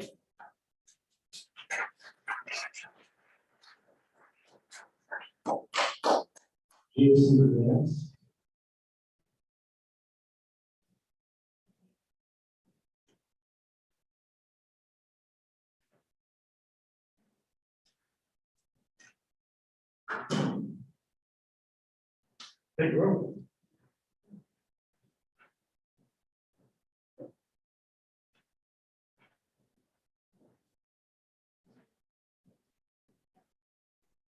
Good evening, everyone. It's Jason Burkhart. I'm sorry, it's okay. I wanted to talk to you tonight. First of all, I'm a resident of Green, so I'm not a resident of Norwich, so I'd like to thank you for letting me speak tonight. I'm also here to piggyback off of what Tina said about masks. First of all, a little side anecdote. I was in the dentist office today with my daughter, and I had a mask on for about 30 minutes. I thought I was passing. So I don't know how students are wearing these masks all day long. We all know that you can claim that it's the prevent the spread of the virus. It's never been proven. I don't really care to debate that. The masks are doing irreparable harm to these children's brains and ability to function in the classrooms. That's not denied. So what are we going to do about it? I know, having been on the school board in Green in the past, that you are compliant because you need funding. That is the problem that this country is facing right now, particularly this state, is we are beholden to state mandates, which are not laws. None of this is law. There's not been a law passed about this entire shame. So we need as a community to start pushing back against this garbage. If we don't, this tyranny is just going to continue to mount and mount and mount. We need to start looking out for the children. Stop following these ridiculous guidelines that are not laws. Thank you. Hi, Joshua, and I'm going to try and pronounce your last name. Got longer over the years. God, this is a long walk. Hello, Mr. Ryan. Hello, board. My name is Joshua Van. You obviously all may remember me, a marriage and 100 pounds ago. I graduated in 2012 and was a vocal advocate for SING, defending the needs to keep art and music education alive in our school district. Many of you remember my late grandmother, Betsy, who also took to the floors to speak to you. As I look around, I see many new faces here, but I see many familiar faces as well. My message today is going to bring to the same tune. We must support the rights of all of our students. In the past few weeks, I have heard several disparaging pieces of information regarding, first, the creation of a GSA within the school district that was petitioned against, and now a formal group has been created outside of the district that was promoting diversity. In reviewing the guiding principles for this organization, they seem well-intentioned, but in reality, they are sending very mixed messages. First and foremost, the organization is made up of mostly your normal cisgender, heteronormative Christian. So how can we fight classroom bias and, sorry.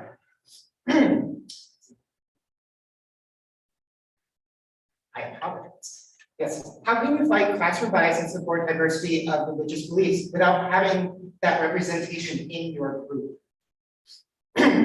Norwich City School District may not have the most diverse demographics, but how can you support diversity when your core group lacks it? Also, organizations like PFLET, of which I have worked with, would better be suited in this area. Also, Norwich City School District is a public school, so therefore cannot be ruled by the realms of religious and political beliefs because they are secular. Many of you know that I left the area to go to college in Virginia. But what most of you don't know is the framework and foundation I built as a founding member of Shenandoah University Spectrum. Shenandoah always stood in an air of inclusivity, but there was a lack of LGBTQ plus representation on campus, even though the student body contained many members of our community. I dedicated all 4 years of my life to that organization, serving on the board as an advisor level towards the end of my studies. I am offering to volunteer my time and energy to help create something meaningful in the school district here. And that is a true representation of the diversity that Norwich has to offer, whether it be gender, sexuality, race, or religion. I grew up in Norwich. I never had the support that I needed to come out and accept who I am until college. I was denied time to learn to understand myself, have the support of a network of peers, or have a safe space just to step away for a moment in those formative years. Instead, I was forced to hide who I truly was. I was bullied. My mental health deteriorated. How can our children grow if we are preventing them from learning, understanding, and embracing everyone's diversity? We cannot allow personal beliefs to cloud the judgment of our future generations because we cannot progress to continue to feed hate, misinformation, and pro-religion education in an area that is, again, supposed to be secular. The LGBTQ plus movement is not new. It's been around for a very long time, but people refuse to look at the past and learn from their mistakes. Norwich always supported me in every other area, and I know that Norwich wants to support the endeavors of all of their students. If you hinder their growth, how can we guarantee the success of our children in the future?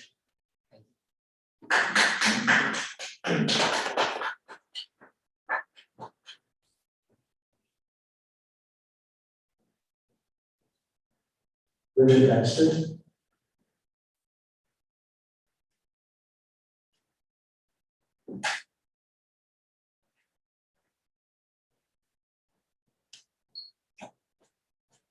Thank you for giving me the opportunity to speak, Mr. Ryan, and Ms. Rolls.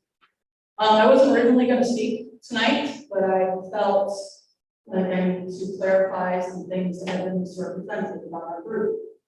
Before I get into that, I would recommend to the board that as you guys are speaking among yourselves, to use that microphone to everything to you, so that everybody in the room can hear you. It's very difficult to hear with their masks on, way back in the room. So that's just a suggestion as somebody that speaks to a large group on a regular basis. So I am part of BODI. BODI stands for the Balance of Diversity for Youth. And it is giving a voice to the voiceless. And I need to reiterate that. You guys have to understand that there are at least 50 people in this community that are afraid to speak up because they're afraid to be retaliated against. That should upset every American in this room. And I'm not laughing. The second thing I want to clarify is that we will have everything posted on all the communications on our Facebook post that we communicated with the school district about. And I appreciate you guys sitting down with us and listening to our concerns. We are not politically affiliated. We are not religiously affiliated. We are 5 people representing 50 who are afraid to speak out about our topics that we've already stated. And I'm concerned that it is being taught in school already. Okay? So there's a balance, not one end of the spectrum, not the other, a balance in the middle. That's what we aim to achieve with collaboration with the school district and other community agencies, like I work at the library, I'm not here for the library. Okay? I am a person, I'm a human being, and I'm gonna tell you right now, I love everybody in this room. And that's what we want to get out there for everyone to know. And it should upset every single person in this room that there are at least 50 people in this community that are afraid to come forward on these topics for fear of retaliation. And I think the public speakers are to demonstrate that point. And I'm not afraid to stand up here and say what is right and what is wrong is wrong. Because we are teaching the next generation, the students, into the future. And what are we teaching them? It needs to be a balanced education for all. I was gonna say something about, Ms. Martin's, I liked your graphic on the shoveling ramp. That's what I was gonna say about the microphone. Just for us that can't hear, use the microphone when you're speaking, that's all. So we can access everybody.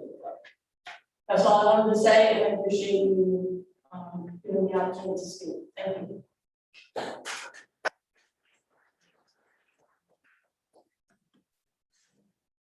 We appreciate all the comments.